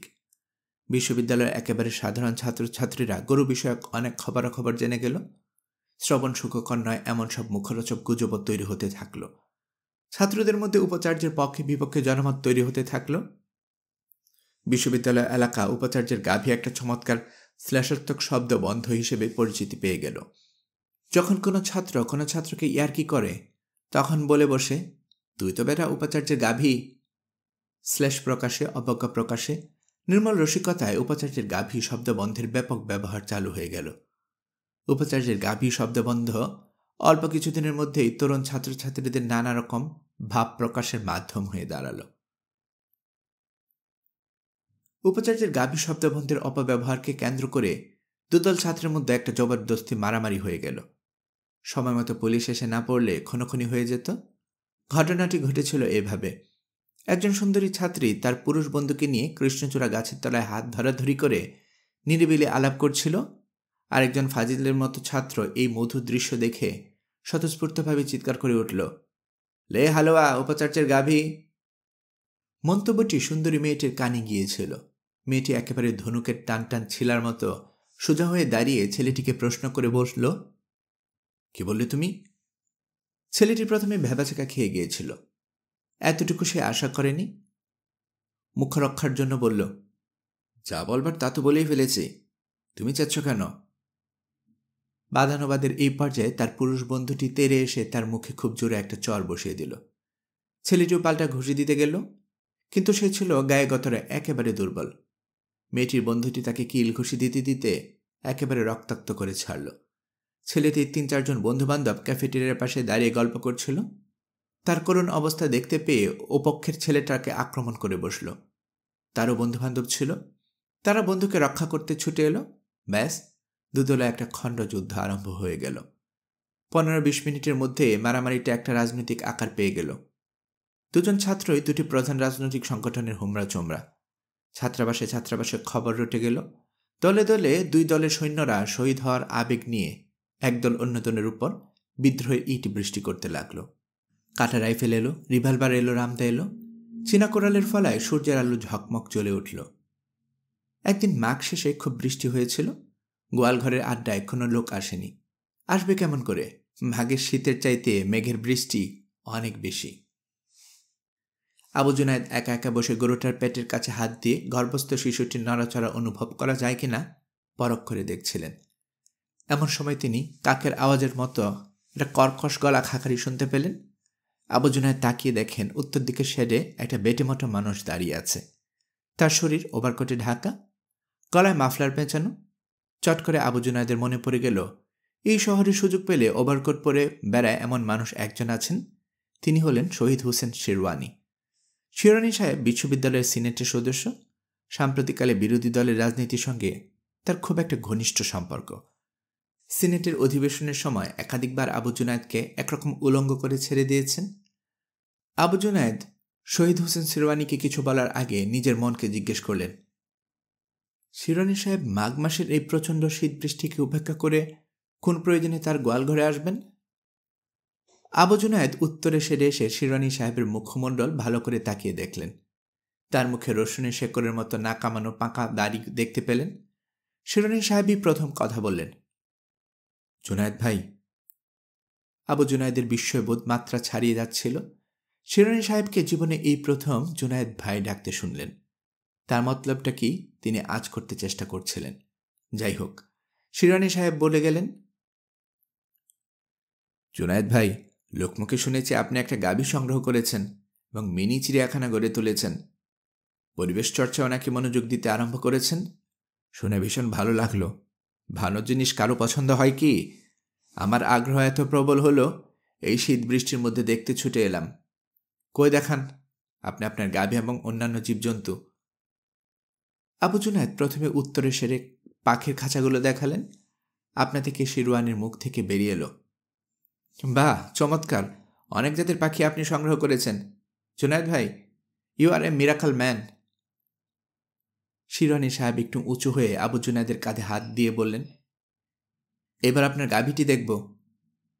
আবু জুনায়েদ তাকে আসন বলে একেবারে গোয়াল ঘরের ভেতরে নিয়ে গিয়ে মশারি তুলে ফেললেন। গরুটা দেখে শিরওয়ানি সাহেব চোখজোড়া কপালে উঠে গেল। জুনায়েদ ভাই, কি করেছেন? কোহিনূরের চাইতে দামি চিজ! এই জিনিস আপনি কোথায় পেলেন? যতই আপনাকে দেখছি অবাক হচ্ছি। আপনি বিস্মিত হচ্ছেন তার কোনো কারণ নেই। শহীদ হোসেন শিরওয়ানি সিনেটে আপনার সমালোচনা করে। এটা তো ভাই নাগরিক কর্তব্য, আমাকে তো করতেই হবে। কিন্তু সেটাই সব নয়। আমি মানুষটার আরেকটা পরিচয় আছে। আমি ভালো জিনিসের তারিফ করতে পারি। সে কারণে তো আপনার এখানে এলাম। তারা দুজনে গোয়ালঘর থেকে বেরিয়ে এসে পাশাপাশি বসলেন। আবু জুনায়েদ শিরওয়ানি সাহেবের জন্য কফি এবং বিস্কুট আনালেন। কফির কাপে চুমুক দিতে দিতে শিরওয়ানি সাহেব তার পিতৃদেবের গল্প করলেন। তার পিতৃদেবও আবু জুনায়েদের মতো গরু পুষতে ভালোবাসতেন। তারপর দেশের কথায় এলেন। দেশের বর্তমান পরিস্থিতি নিয়ে দুঃখ প্রকাশ করে বললেন, দেশ গোল্লায় যেতে বসেছে। শুধু বিশ্ববিদ্যালয়ে নয়, সারা দেশের তারুণ্য অপচিত হতে যাচ্ছে। তারও দু একজন তরুণ ছেলে আছে, একজন মাস্টার্স দিল, আর একজন অনার্সে ভর্তি হয়েছে। তার খুব ভয় কখন মারা যাবেন। ছেলেদের একেবারে অসহায় অবস্থার মধ্যে ফেলে যেতে হবে। সারা জীবন দেশের জন্য কাজ করেছেন, নিজের চিন্তা করার সময় পাননি। এখন স্ত্রী এবং ছেলেদের সামনে মুখ তুলে কথা বলতে পারেন না। ইচ্ছা করলে কি না করতে পারতেন। তাকে ধরে কত লোক কোটিপতি হয়ে গেল, অথচ শিরওয়ানি সাহেবের কিছুই হয়নি। তিনি যে কিছু করতে পারেননি, সেটা মনোবেদনাটি প্রকাশ করতে আবু জুনায়েদের কাছে আসা। কারণ তিনি বিশ্বস্ত সূত্রে জানতে পেরেছেন বিশ্ববিদ্যালয়ের ঠিকাদার শেখ তাবারক আলী সম্পর্কে আবু জুনায়েদের চাচা শ্বশুর হন। শিরওয়ানি সাহেব মরবার আগে ছেলেদের একটা ছাদের তলায় রেখে যেতে চান। বর্তমানে বাড়ি ধারায় একটা ডেরা বানাবার চেষ্টা করছেন। প্রিন্স পর্যন্ত না উঠলে তিনি হাউস বিল্ডিং থেকে লোন পাবেন না। এই কাজটুকু করবার জন্য তার লাখ দুয়েক ইট দরকার। আবু জুনায়েদ ভাই তার চাচা শ্বশুর তাবারক সাহেবকে 6 মাসের জন্য 2 লাখ ইট যদি ভাটা থেকে দিতে বলতেন, একটা গরিব পরিবারের বড় উপকার হয়। এবং জুনায়েদ এই কাজটুকু করে দেবেন, কারণ তিনি জানেন তার মনে দয়া আছে। কালিদাস আবৃত্তি করে শোনালেন, জ্ঞানীতে অনুনয় নিষ্ফল, সেও ভালো, ছোট লোককে বর দিলে নিতে নেই। আবু জুনায়েদ সঙ্গে সঙ্গে কবুল করে ফেললেন। তিনি তাবারক সাহেবকে বলে দিলেন। শিরওয়ানি সাহেব চলে গেলে অস্ফুটে উচ্চারণ করলেন, ভাগ্যের চাকা আমার অনুকূলে ঘুরতে আরম্ভ করেছে। ডক্টর সাইফুল আলম বিগত উপাচার্যের প্যানেল নির্বাচনে বেগুনি দলের প্যানেলভুক্ত প্রার্থীদের একজন ছিলেন। বিশ্ববিদ্যালয়ের ছাত্র শিক্ষকদের মধ্যে ভালো মানুষ এবং ভালো শিক্ষক হিসেবে ডক্টর আলমের সুনাম রয়েছে। তিনি যদি প্রাক্তন উপাচার্য আবু সালেহের সঙ্গে এই প্যানেলে না দাঁড়িয়ে ডোরাকাটা দলের প্রার্থী হতেন, সবচেয়ে বেশি ভোট পেতেন, একথা আবু জুনায়েদও স্বীকার করেন। আবু জুনায়েদ মনে মনে ডক্টর সাইফুল আলমকে খুব শ্রদ্ধা করেন। তাকে ডোরাকাটা দল থেকে প্রার্থী হবার প্রস্তাব করা হয়েছিল। তিনি সরাসরি তা প্রত্যাখ্যান করে বলেছিলেন, আমি জানি নির্বাচনে বেগুনি দল হারবে, তবু আমি ওই দলে থেকে নির্বাচন করব। আপনারা হয়তো বলবেন, এটা আমার জন্য একটা বোকামি হবে। সবাইকে চালাক হতে হবে এমন কোনো কথা আছে কি? পৃথিবীতে কিছু মানুষ আছে, ক্রমাগত হেরে যাওয়াই হচ্ছে ওদের কাজ। ক্রমাগত হারার ক্ষমতা অর্জন করাকে আমি সবচেয়ে বড় বিজয় বলে মনে করছি। ডক্টর সাইফুল আলম একদিন সকালবেলা আবু জুনায়েদের গোয়ালঘরে এসে উদয় হলেন। সেটা ছিল কোনো একটা পর্ব উপলক্ষে ছুটির দিন। আবু জুনায়েদ বাগানে মালিদের সঙ্গে নিজ হাতে কাজ করছিলেন। এই অভ্যেসটি তিনি একেবারে হালে রপ্ত করেছেন। দলের লোকেরা যখন থেকে পরিবেশপ্রেমী হিসেবে তার একটা নতুন পরিচয় প্রকাশ পেতে আরম্ভ করেছেন, তারপর থেকে আবু জুনায়েদ ফুল, ফল, গাছপালা এসবের প্রতি বর্ধিত অনুরাগ প্রকাশ করতে আরম্ভ করেছেন। একদল ছাত্রকে তিনি বিশ্ববিদ্যালয় এলাকায় গাছের চারা লাগাবার জন্য বিশেষ তহবিল থেকে 10,000 টাকা দিয়েছেন। অবশ্য বিভিন্ন দলের লোকেরা আবু জুনায়েদের এই একান্ত ভালো কাজটিকেও খারাপভাবে সকলের সামনে তুলে ধরেছেন। তারা বলেছেন সরকারি দলটির মাস্তানদের হাতে রাখার জন্য বৃক্ষরোপণের নামে টাকাটা তাদেরকে পাইয়ে দিয়েছেন। ডক্টর সাইফুল আলমকে আবু জুনায়েদের খোঁজ করতে হলো না। ডক্টর আলমকে গেট পেরিয়ে ভেতরে ঢুকা মাত্রই আবু জুনায়েদ এগিয়ে গিয়ে নিয়ে এলেন। তিনি বললেন, ভাই, হাত মেলাতে পারবো না, কারণ হাতে অনেক কাদা। ডক্টর আলম বললেন, আপনার এই কাদামাখা হাতের সঙ্গে হাত মেলাবার জন্যই সকালবেলা ছুটে এলাম। দিন, কাদামাখা হাতটা দিন, একটু মিলিয়ে নিই। অগত্যা আবু জুনায়েদ তার হাতখানি প্রসারিত করে দিলেন। হাত মেলাবার পাল্লা সাঙ্গ হবার পর আবু জুনায়েদ ডক্টর সাইফুল আলমকে উপাচার্য ভবনে নিয়ে যেতে চাইলেন। ডক্টর আলম বললেন, জুনায়েদ সাহেব, এমন সুন্দর দিনে ঘরে কেবা যায়? চার দেয়ালের মধ্যে ঢুকতে মন চাইছে না। আবু জুনায়েদ বললেন, তাহলে বারান্দায় চেয়ার পেতে দিতে বলি? ডক্টর সাইফুল আলম জবাবে বললেন, সেটি হচ্ছে না, তার চেয়ে আপনি আপনার গরু এবং পাখিগুলোকে দেখান। হ্যাঁ, তো শুনেছি। দুজনে পথ দিয়েছেন। মাঝামাঝি জায়গায় গিয়ে ডক্টর আলম আবু জুনায়েদের হাত ধরে থামিয়ে দিয়ে বললেন, কিন্তু ভাই, একটা কথা আপনাকে আগেই সোজাসুজি বলে ফেলতে চাই, পরে আমাকে বলতে খারাপ লাগবে। শুনে আপনারও মনে হতে পারে মানুষটা তোষামত করতে এসেছে। আবু জুনায়েদ বললেন, ডক্টর আলম, আপনি আসুন, সেসব নিয়ে আপনাকে চিন্তা করতে হবে না। আপনার মতো স্ট্রেট ফরওয়ার্ড মানুষ আমি খুব কম দেখেছি। আবু জুনায়েদ ডক্টর সাইফুল আলমকে প্রথমে গরুটা দেখাতে নিয়ে গেলেন। গরু শুয়েছিল। আবু জুনায়েদরা প্রবেশ করার সঙ্গে সঙ্গে উঠে দাঁড়িয়ে আদর করার জন্য ঘাটটা বাড়িয়ে দিল। আবু জুনায়েদ আদর করলেন। তারপর মুখের কাছে ডান হাতটা বাড়িয়ে দিল। গরুটা লম্বা লালচে জিভ বের করে হাত চাটতে লাগলেন। ডক্টর সাইফুল আলম পকেট থেকে চশমা বের করে চোখে লাগিয়ে ভালো করে গরুটা দেখলেন। গো সন্দর্শন শেষ করে দুজনে উত্তরে সেরে গিয়ে বসেছেন। খাঁচা থেকে দুটি ময়নার মধ্যে একটি কথা বলে উঠল, পরিবেশ বাঁচান, গাছ লাগান। ময়নার কণ্ঠস্বর শুনতে পেয়ে ডক্টর আলম উঠে দাঁড়ালেন। তারপর প্রতিটি খাঁচার কাছে গিয়ে খুঁটিয়ে খুঁটিয়ে দেখলেন। তার মধ্যে একটা চাঞ্চল্যতা লক্ষ্য করা যাচ্ছিল। তিনি বলে উঠলেন, জুনায়েদ সাহেব, একটা কথা বলে ফেলি। আপনার কাছে আমি নির্বাচনে হেরেছি, জানেন তো। প্রতিদ্বন্দ্বীর প্রতি একটা ঈর্ষা, একটা শত্রুতার ভাব সবসময় থাকে। আবু জুনায়েদ মনে মনে শঙ্কিত হয়ে উঠলেন। কি জানি আবার ডক্টর সাইফুল আলম কি অঘটন ঘটিয়ে তোলেন। কিন্তু ডক্টর সাইফুল আলমের মুখ থেকে কোনো অপ্রিয় বাক্য তিনি শুনতে পেলেন না। ডক্টর সাইফুল আলম বললেন, জুনায়েদ সাহেব, আপনার কাছে নির্বাচনে হেরেছি, সেজন্য মনে একটা বেদনাবোধ ছিল। এই মুহূর্তে পাখির মুখের কথা শুনে আমার মনের সমস্ত বেদনা, সমস্ত দুঃখ কোথায় চলে গেল? আমি হেরেছি বটে, কিন্তু হেরেছি একজন যোগ্য এবং ডিসেন্ট মানুষের কাছে। আসুন একটু কোলাকুলি করি। কোলাকুলির পর দুজনে মুখোমুখি বসলেন। চা এলো, সন্দেশ এলো। আবু জুনায়েদ এবং ডক্টর সাইফুল আলম দুজনেই উঠে হাত ধুতে গেলেন। সন্দেশ চা খেতে খেতে ডক্টর সাইফুল আলম তার আগমনের কারণ ব্যাখ্যা করতে লেগে গেলেন। আমার গিন্নি আপনাকে সালাম দিয়েছেন। বস্তুত তিনি জোর করে আপনার কাছে পাঠিয়েছেন। আপনি তো জানেন আমরা 47-এর এতে থাকি। বাড়িটা 3 রুমের। আমাদের অনেকগুলো ছেলে মেয়ে। আমরা যখন বিয়ে করেছি তখন ফ্যামিলি প্ল্যানিংয়ের কথাটা বিশেষ গুরুত্ব পায়নি। কী করব ভাই, একবার ভুল করেছি, এখন তো আর শুধরাবার উপায় নেই। 3 রুমের বাড়িতে সকলের স্থান সংকলন হতে চায় না। ছেলে দুটো বিয়ে দিয়েছি, তাদের বাচ্চা কাচ্চা হয়েছে, সকলকে গদাগদি করে একসঙ্গে থাকতে হয়। তাই আমার গিন্নি বললেন, মোতালেব সাহেবরা চলে যাবার পর থেকে 18B এর 4 রুমের ফ্ল্যাটটা খালি পড়ে আছে। আপনি যদি ওই ফ্ল্যাটটা আমাদের দেয়া যায় কিনা দেখতেন। আবু জুনায়েদ কিছুক্ষণ চিন্তা করলেন, তারপর বললেন, আপনার কেলিবারের একজন মানুষ 4 রুমের একটা বাসা চাইছেন, সেটা এমন আর কি। আপনার আসার প্রয়োজন ছিল না। কাউকে দিয়ে 2 কলম লিখে পাঠালেই কাজটা হয়ে যেত। তবে আপনি এসেছেন, আমি খুব খুশি হয়েছি। তবে ভাই, একটা কথা, ফ্ল্যাট তো আমি বরাদ্দ করব, কিন্তু আপনার দলের লোকদের দিকটা আপনি একটু খেয়াল রাখবেন।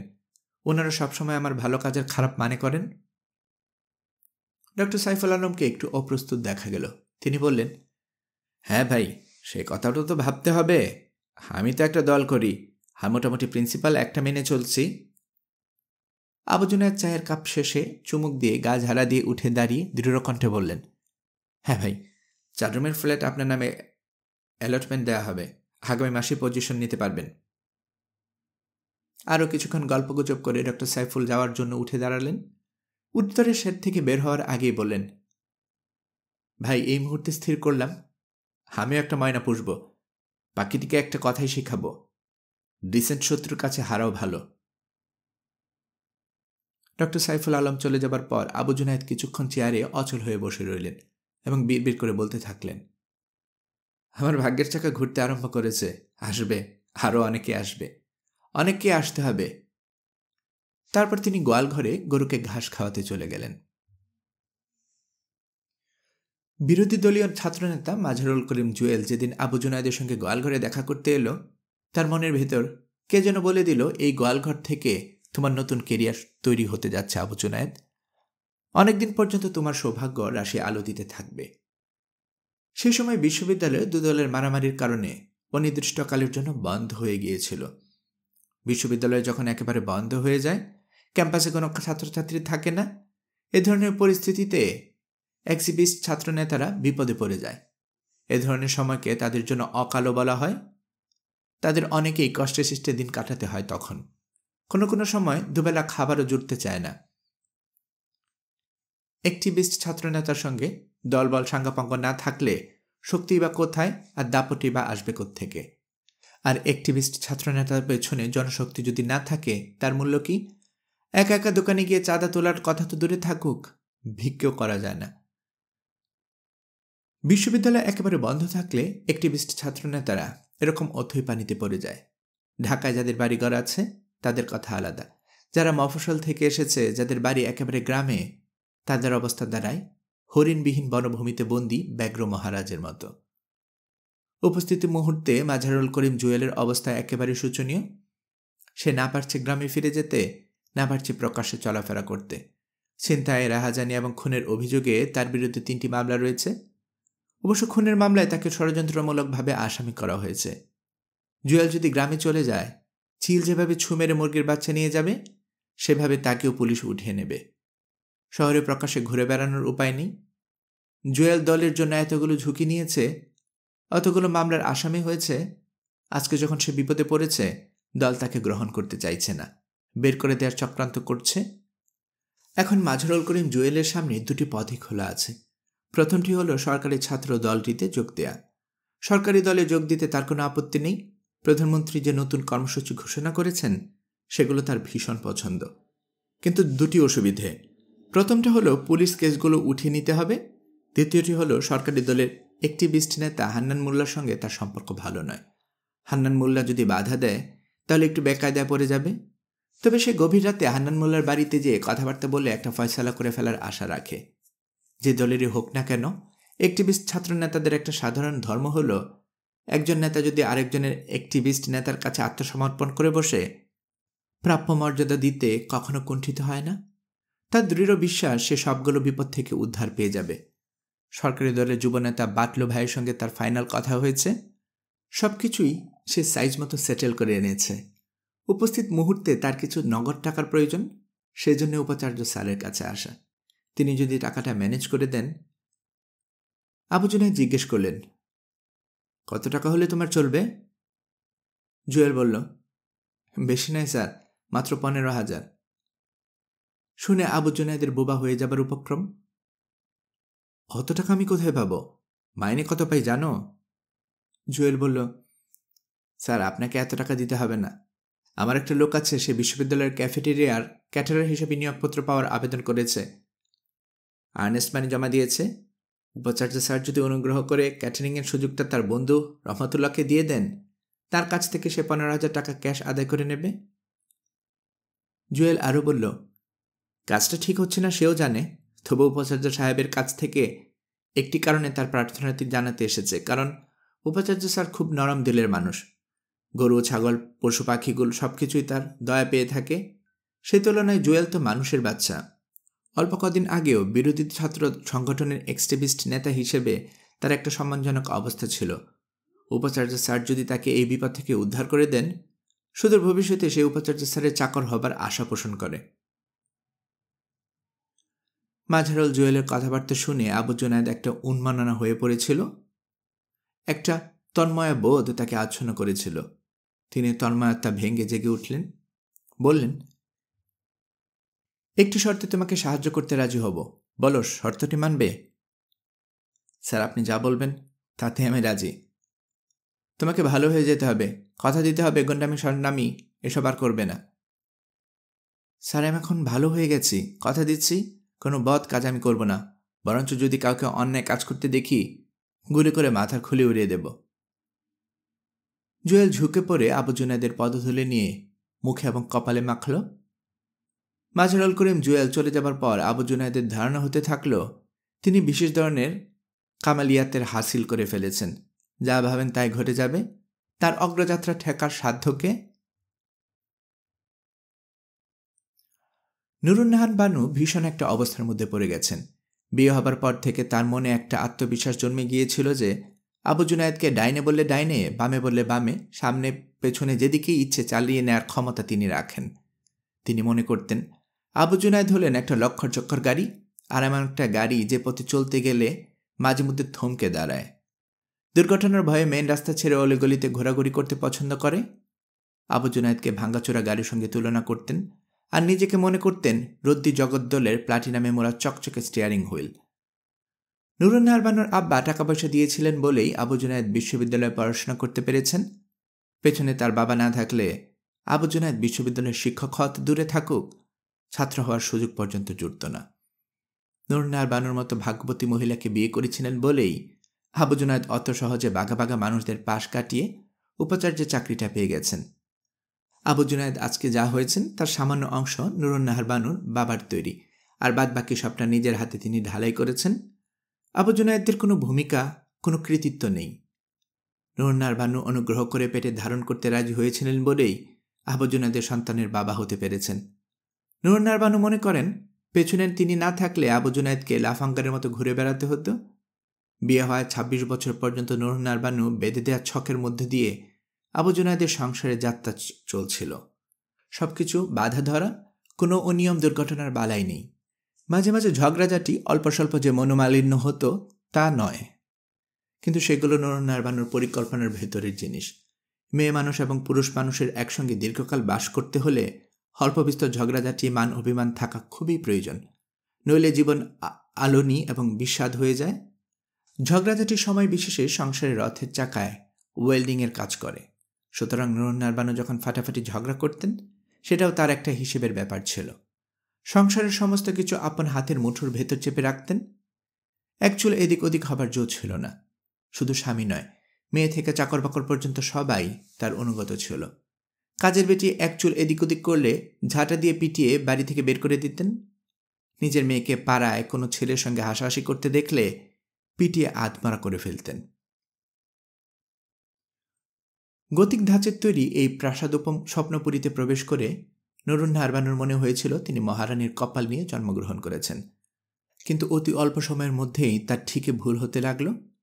ছোট খালি নৌকার বাইজে মাঝি উত্তাল তরঙ্গ সংকুল মহাসমুদ্রে এসে পড়লে তার যে অবস্থা হয়, নুরুন্নাহার বানুরও সেরকম পরিস্থিতির সম্মুখীন হতে লাগলেন।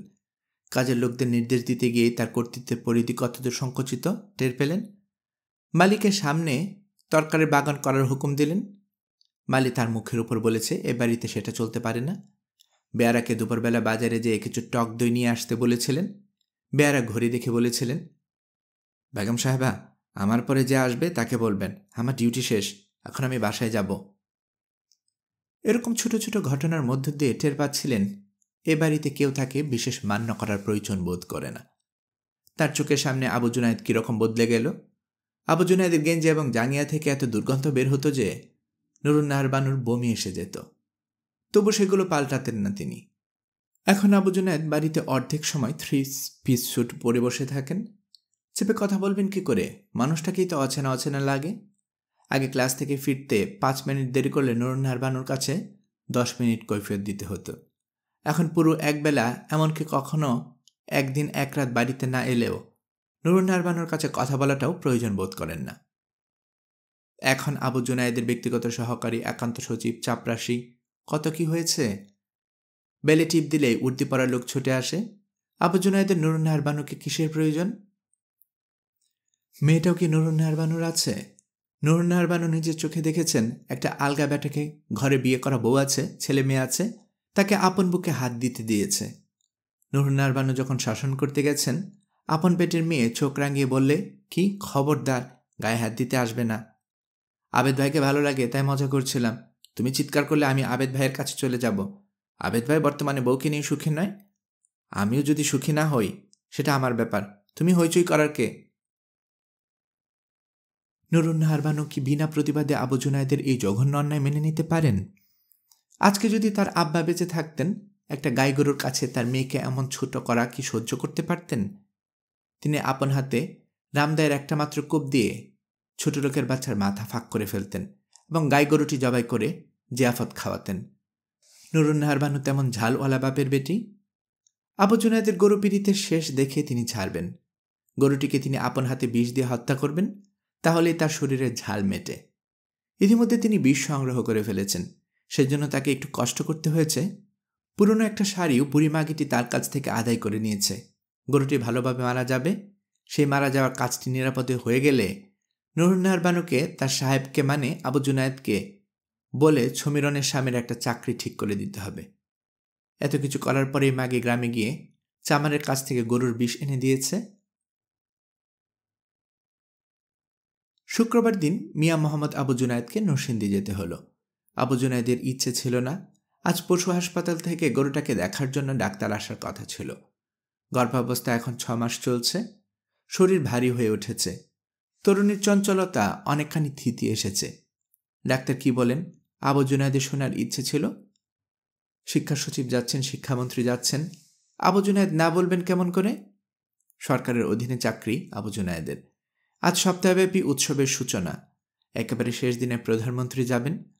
ঘর থেকে বেরোবার আগে আবু জুনায়েদ গোয়াল ঘরে গেলেন। গতদিন দেখাশোনার লোকটা চলে গেছে, তার আসতে একটু বেলা হবে, কারণ তাকে বউকে নিয়ে হাসপাতালে যেতে হবে। সকালে যাতে তরুণী ব্রেকফাস্ট করতে পারে, সেজন্য রাতেই তার জন্য গামলাতে আতপ চালের জাউ তৈরি করে রেখে যাচ্ছে।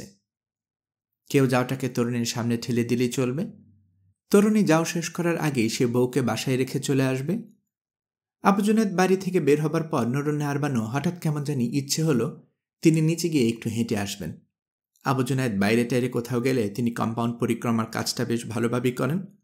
দারোয়ান, মালি, ঝাড়ুদার এ সকল তৃতীয় চতুর্থ শ্রেণীর কর্মচারীরা তাকে দেখে তথস্থ হয়ে ওঠে, হুকুম তামিল করার জন্য তৎপর হয়ে ওঠে। মনে যত কষ্টই থাকুক, এটা তিনি মহা আনন্দে উপভোগ করে থাকেন। আজকে তিনি নিচে নেমে দেখেন সবটা ফাঁকা। ঝাড়ু দেওয়া শেষে ঝাড়ুদারেরা চলে গেছে, বালিরাও অনুপস্থিত। কেবল এক দারোয়ান গেটে গিয়ে সিগারেট ফুঁকছে। নুরুন্নাহার বানুকে দেখতে পেয়ে মুখে সিগারেট ছুরি দিয়ে সালাম দিয়ে সোজা হয়ে দাঁড়ালো। নুরুন্নাহার বানু দারোয়ানের কাছে তার অসুস্থ মেয়েটির সংবাদ জিজ্ঞেস করলেন। দারোয়ান জানালো, বেগম সাহেবের অশেষ মেহরবানি, আল্লাহর রহমতে তার মেয়ে সুস্থ। দুঃসময়ে বেগম টাকাটা ধার না দিলে মেয়ের চিকিৎসা করানো তার পক্ষে সম্ভব হতো না। 1 তারিখ মাইনে পেলে সে ঠিক বেগম সাহেবের টাকাটা শোধ করে দেবে। বেগম সাহেব তার বড় উপকার করেছেন, সে কথা সারা জীবন মনে থাকবে। নুরুন্নাহার বানু বললেন, ঠিক আছে হাসমত, ওই টাকা কটা তোমাকে একেবারে দিয়ে দিলাম, শোধ দিতে হবে না। দারোয়ান করজোরে আবার নুরুন্নাহার বানুকে সালাম করল। নুরুন্নাহার বানু ঘুরতে ঘুরতে গোয়াল ঘরে এলেন। গরুটা দাঁড়িয়ে আছে, সুন্দর ল্যাচটা দিয়ে মাছি তাড়াচ্ছে। তার ছলছল চোখ দুটোই নুরুন্নাহার বানুর চোখ গেল। তিনি পেটে হাত রাখলেন। ভেতরে বাচ্চাটা নাড়াচাড়া করছে টের পেলেন। এমন গাভীন একটা গরুকে তিনি বিষ দিয়ে হত্যা করবেন? মনে একটা মমতা জন্মালো। গরুটা সত্যিই সুন্দর, কিন্তু তার মনের ভেতর দীর্ঘদিনের কুণ্ডলী পাকানো সংকল্পটা জীবন পেতে শুরু করছিল। তিনি কাজটা করবেন কি না ঠিক করতে পারছেন না। গোটা কম্পাউন্ডা আগাগোড়া 2-4 বার চক্কর দিলেন।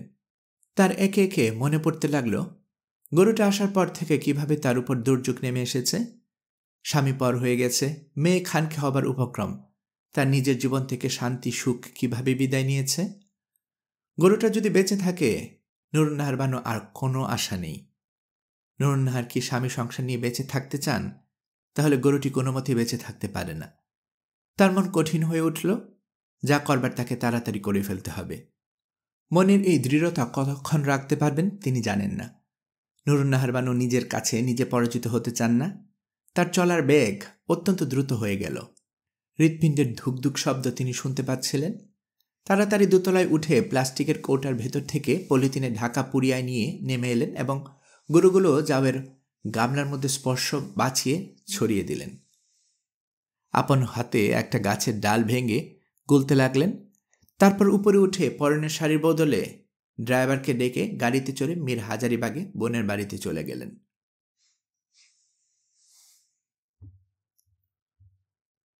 নরসিংদী থেকে মিয়া মোহাম্মদ আবু জুনায়েদের ফেরার কথা ছিল বিকেলের দিকে, কিন্তু তার ফিরতে রাত 11টা হয়ে গেল।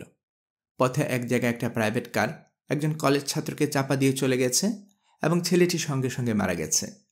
ক্ষিপ্ত জনতা ছাত্র হত্যার প্রতিবাদ স্বরূপ যত প্রাইভেট কারের দেখা পেয়েছে ইচ্ছেমতো ভাঙচুর করেছে এবং কোনো কোনো আরোহীকে জোর করে নামিয়ে পিটিয়েছেও। ভয়ে ওই রাস্তা দিয়ে কোনো গাড়ি আসতে সাহস পাচ্ছিল না। আবু জুনায়েদকে অনেক ঘুরপথ দিয়ে গাড়ি চালিয়ে আসতে হয়েছে। বিপদের উপর বিপদ। বড় রাস্তায় যেই উঠেছে পেছনের চাকাটা পাংচার হয়ে গেছে। অতিরিক্ত কোনো চাকা সঙ্গে ছিল না, তাই 2 মাইল ঠেলে গাড়িকে নিকটবর্তী গ্যারেজে আনতে হয়েছে। আবু জুনায়েদকে নিজেকে এই ঠেলাঠেলির কাজে হাত রাখতে হয়েছে। গ্যারেজে নতুন চাকা লাগিয়ে আবার চলা শুরু করতেই ঘণ্টাখানেক সময় চলে গেল। তার খেয়ে ঘণ্টাখানেক আরাম করার অভ্যাস, আজকে সেটি হয়নি। তাছাড়া আরও নানা রকম ধকল গেছে। শিক্ষা সপ্তাহের শুরুর দিন নরসিংদীতে দুদল ছাত্রের মধ্যে মারামারি হয়েছে। ক্ষুধা তৃষ্ণার শ্রান্তিতে তার চোখ বুজে আসছিল। তিনি যখন উপাচার্য ভবনের কম্পাউন্ডে এলেন, দেখেন গেট খোলা, ভেতরে মানুষজনের আনাগোনা। গোয়ালঘরে অনেক মানুষের কণ্ঠস্বর শোনা যাচ্ছে। তিনি কোনো রকমে গাড়ি থেকে নেমে দারোয়ানকে কাছে পেয়ে জিজ্ঞেস করলেন, কি হয়েছে? দারোয়ান বলল, দুপুরবেলা থেকে গরুটা হরহর করে পাতলা পায়খানা করতেছে, কিছুতেই বন্ধ হইতেছে না, আর মুখ দিয়ে ফেনা আসতেছে। আবু জুনায়েদ জিজ্ঞেস করলেন, বেগম সাহেব কোথায়? দারোয়ান জবাব দিল, বেগম সাহেবের শরীর ভীষণ খারাপ, বড় অপার বাসায় গিয়ে বেহুশ হয়ে পড়েছিলেন। উপরে আছেন তিনি, এখন অল্প অল্প জ্ঞান ফিরেছে, ডাক্তার দেখেছেন। আবু জুনায়েদ বেগমকে দেখতে উপরে না গিয়ে গরু দেখতে গোয়ালঘরে চলে গেলেন। গোয়ালঘরে এই এত রাতেও অনেক মানুষ, মাওলানা তাহের, জনার্দন চক্রবর্তী, ডক্টর আনোয়ার আজিম সহ সান্ধ্য আসরের প্রায় সমস্ত সদস্য উপস্থিত আছেন। একপাশে শেখ তবারক আলী, তার পাশে এক ভদ্রলোক ব্যাগ হাতে দাঁড়িয়ে আছেন। আবু জুনায়েদ ধরে নিলেন তিনি ডাক্তার হবেন। গরুটার অবস্থা দেখে আবু জুনায়েদ ঢুকরে কেঁদে উঠতে ইচ্ছে হলো। দাঁড়িয়ে দাঁড়িয়ে থরথর করে কাঁপছে। দুটি অসহায় স্বচ্ছ টলটলো চোখ থেকে পানির দুটো ধারা গড়িয়ে নিচের দিকে নেমে আসছে। মলদার দিয়ে পিচকারের মতো বেগে পাতলা পায়খানা ছুটছে। আবু জুনায়েদ ভালো করে দেখার জন্য যেই পিছনের দিকে গিয়েছেন, ছটছর করে পায়খানা ছুটে এসে তার কোট প্যান্ট সব ভরিয়ে দিল। সেসবের পরোয়া না করে আবু জুনায়েদ মলদারের গোড়া পরীক্ষা করে দেখেন, মলদারের গোড়ায় ফুটায় ফুটায় রক্তের দাগ। গরুটির মুখের ফেনা ভাঙছে তো ভাঙছেই। সমুদ্রের জোয়ার নেমে যাওয়ার সময় বেলাভূমিতে যেরকম ফেনা পড়ে থাকে, গোয়ালঘর জুড়ে সর্বত্র ফেনার দাগ দেখতে পেলেন। আবু জুনায়েদ কি করবেন বুঝতে পারলেন না। তিনি কোট প্যান্ট শুদ্ধ হাঁটু মুড়ে গরুর পাশেই বসে পড়লেন। তারপর শিশুর মতো, বৃদ্ধের মতো, পুত্রহারা মেয়ে মানুষের মতো বুক চাপড়ে হু হু করে কেঁদে উঠলেন। উপস্থিত মানুষরা তাকে কেউ কিছু বলতে পারলেন না। একসময় কান্নার বেগ শান্ত হয়ে এলো, কিন্তু গরুটার পাতলা পায়খানা করেই যাচ্ছে। আবু জুনায়েদকে কখন থেকে পায়খানা শুরু হলো নিতান্ত অনিচ্ছায়ও সে কথা শুনতে হলো। কাঞ্চন, মানে যে মানুষটি দেখাশোনা করে তাকে, হাসপাতালে বউকে দেখে বাসায় থেকে সরাসরি গোয়ালঘরে চলে এলো। এসে দেখে গরুটি পাতলা পায়খানা করছে আর বড় বড় করে কাশছে এবং কাশির সঙ্গে ফেনা আসছে। রকম সকম দেখে কাঞ্চন খুব ভয় পেয়ে যায়। বাড়িতে বেগম সাহেবাকে খবর দিতে গিয়ে দেখে বেগম সাহেবা নেই। উপায়ন্তর না দেখে তবারক সাহেবের বাড়িতে টেলিফোন করে। তার বাড়ি থেকে জানানো হয় তিনি মতিঝিলের অফিসে আছেন। কাঞ্চন তিল পরিমাণ বিলম্ব না করে তবারক সাহেবের অফিসে গিয়ে জানায় যে গরুটি পাতলা পায়খানা করছে এবং মুখ দিয়ে ফেনা ভাঙছে। তবারক সাহেব অফিসে একজন সাহেবের সঙ্গে বসে চা খেতে খেতে আলাপ করছিলেন। ঘটনা শুনে তবারক সাহেব বিদেশি ভদ্রলোকের সঙ্গে সঙ্গে বললেন, excuse me, you have to apologise me, there is an accident, I have to rush right now. তারপর তবারক সাহেব পশু হাসপাতালে গিয়ে নিজের গাড়িতে ভেটেরিনারি সার্জন নুরুল হুদা সাহেবকে উঠিয়ে নিয়ে উপাচার্য ভবনে চলে আসেন। ভেটেরিনারি সার্জন গরুকে ট্যাবলেট খাওয়াতে চেষ্টা করেছেন, কিন্তু গরুটি কিছুই গিলছে না। কী রোগ তিনি ধরতে পারছেন না। তথাপি অনুমানের উপর নির্ভর করে 2টো ইঞ্জেকশন দিয়েছেন, পায়খানা বন্ধ হয়নি। শেখ তবারক আলী তারপর সাভার সরকারি ডেয়ারি ফার্মে যে সুইডিশ পশু বিশেষজ্ঞ ভদ্রলোক আছেন তাকে আনিয়েছেন।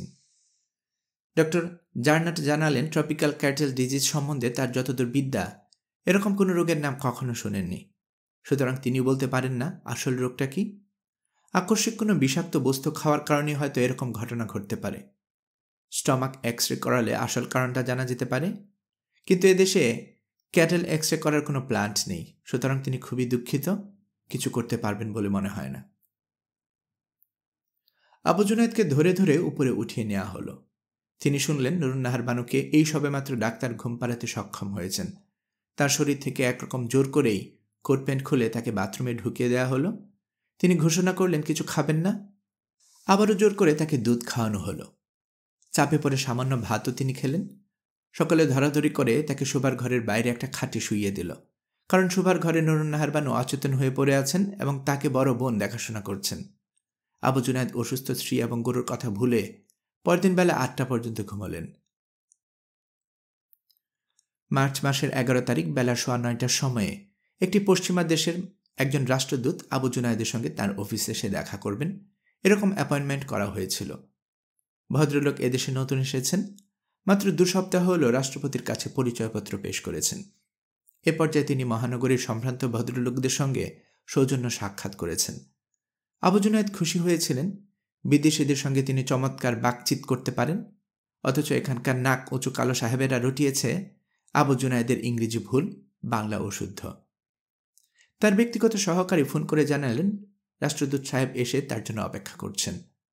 আবু জুনায়েদকে দাড়িটা কাটতে হলো। গতকালকে স্যুটটা পরতে গিয়ে দেখলেন গরুর গোবরে ছিটা লেগে আছে সর্বত্র। আলমারি খুলে তাই নতুন স্যুট বের করে পরতে হলো। অফিসে গিয়ে দেখেন রাষ্ট্রদূত ভদ্রলোক অফিসে বসে অপেক্ষা করছেন।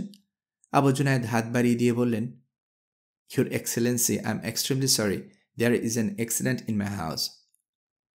রাষ্ট্রদূত ভদ্রলোক উৎকণ্ঠা প্রকাশ করে বললেন, So your wife is sick, is she? Your Excellency, not exactly my wife, but my cow. What? Cow? So you are keeping a cow? Yes, Your Excellency. Very good. Very beautiful cow. And its mother is Swedish cow, a cow of your beautiful country. That cow is sick. রাষ্ট্রদূত ভদ্রলোক একটু অবাক হয়ে গেলেন। কিছু জিনিস জানার জন্য রাষ্ট্রদূত ভদ্রলোকের কৌতুকের জন্ম নিল। তিনি বললেন, Mr. Vice Chancellor, I have 2 queries. The first one is, I had an idea that Hindus worship cows, but Muslims are beef-eater nations like us. Is not that? Abu Junaid বললেন, Your Excellency is perfectly right. Hindus do worship cow and you people eat beef.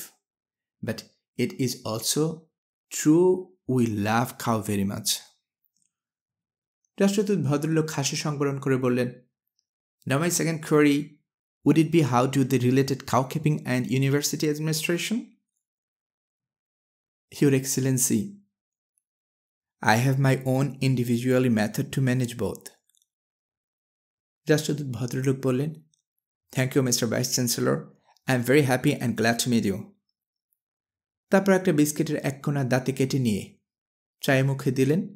চা শেষ করে সুইডেনের জাতীয় পতাকা উড়িয়ে ক্যাডিলাকে করে চলে গেলেন।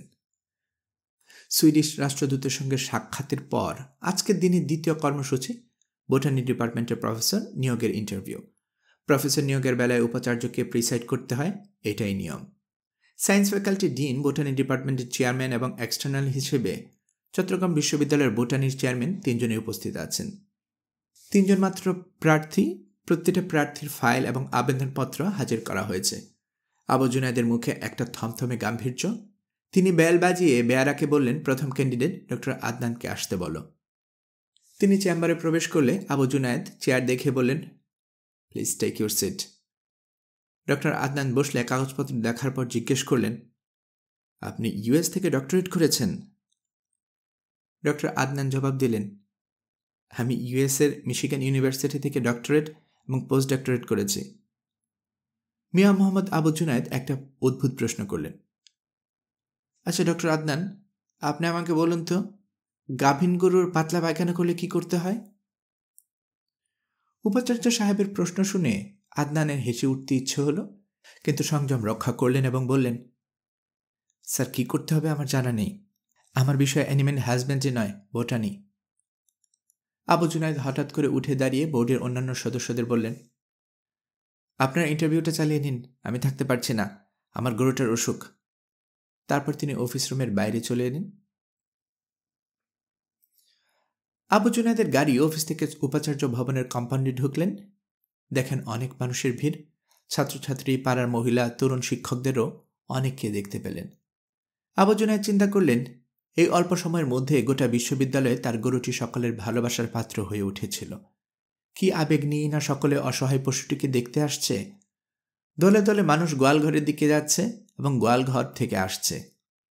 গরুটি বিশ্ববিদ্যালয়ের জীবন্ত সত্যর অংশ হয়ে দাঁড়িয়েছিল।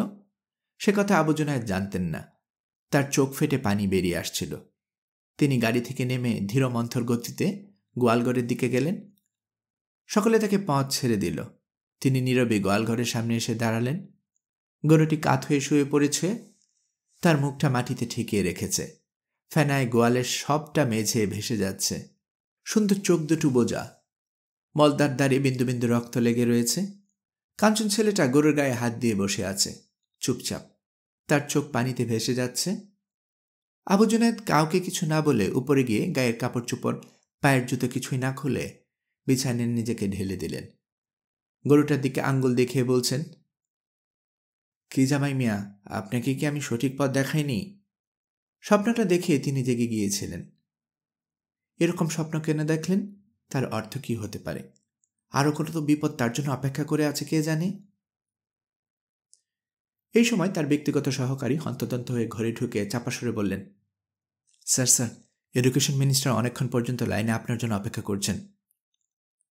আবু জুনায়েদকে তড়িৎ আহতের মতো উঠে টেলিফোনের কাছে যেতে হলো। রিসিভার কানে লাগিয়ে সালাম দিতে হলো।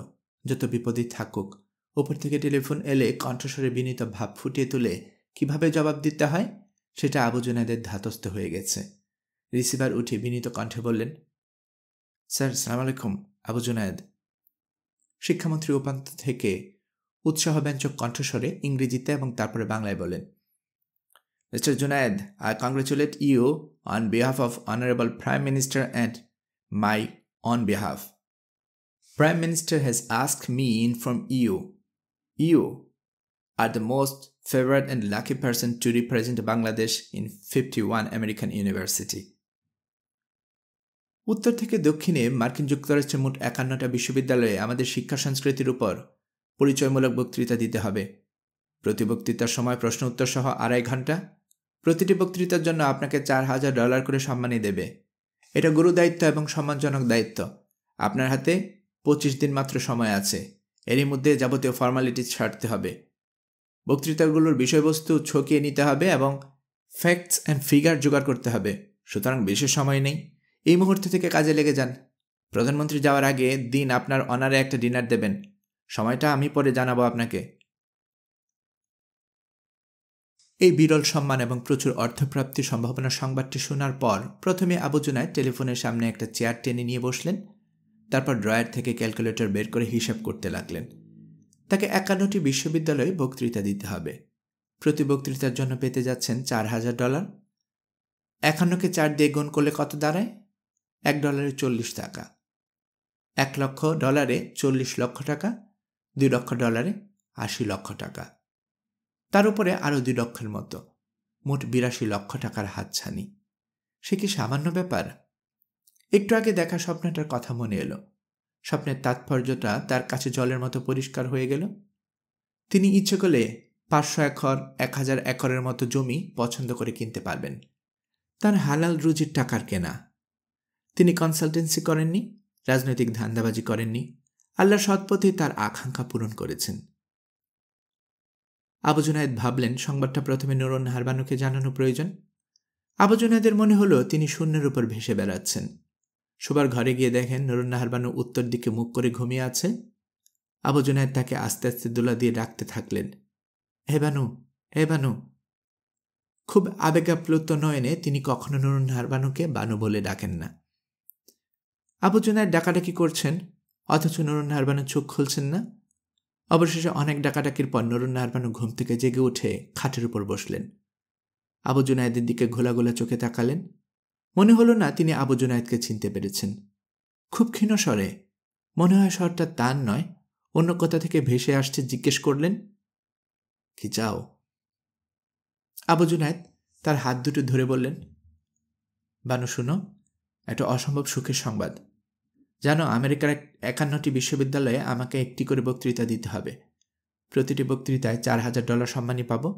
সব মিলিয়ে হবে $2,04,000। আমাদের টাকায় তার পরিমাণ 82 লক্ষ। এত টাকা আমাদের হবে? নুরুন নাহার বানু পূর্বের মতো ক্ষীণ স্বরে বললেন, খুবই উত্তম সংবাদ। তুমি 82 লক্ষ টাকা পাবে। এ টাকাটা তোমার দরকার হবে। গাভী প্রেমিকার কবরের উপর তুমি তো তাজমহল বানাবে। শুনে রাখো, তোমার প্রেমিকাটি আজ রাতে কিংবা কাল সকালে মারা যাবে, এবং আমি ওকে খুন করেছি। গল্পকরণে এতক্ষণ আপনারা শুনছিলেন আহমেদ ছফার লেখা গল্প গাভী বৃত্তান্তের 6ষ্ঠ পর্ব। 6ষ্ঠ পর্বের মাধ্যমে পুরো গল্পটা আমি এখানেই শেষ করছি। আমি নিয়মিতভাবে গল্প পাঠ করে আপনাদেরকে শোনাচ্ছি। গল্প পাঠ ভালো মনে করে থাকলে আমার এই গল্পটি আপনার বন্ধুবান্ধব প্রিয়জন সবার কাছে শেয়ার করবেন, তাতে করে তারা এই গল্পটি শোনার সুযোগ পাবে। আপনারা ভালো থাকবেন সে প্রত্যাশা এখানে বিদায় নিচ্ছি।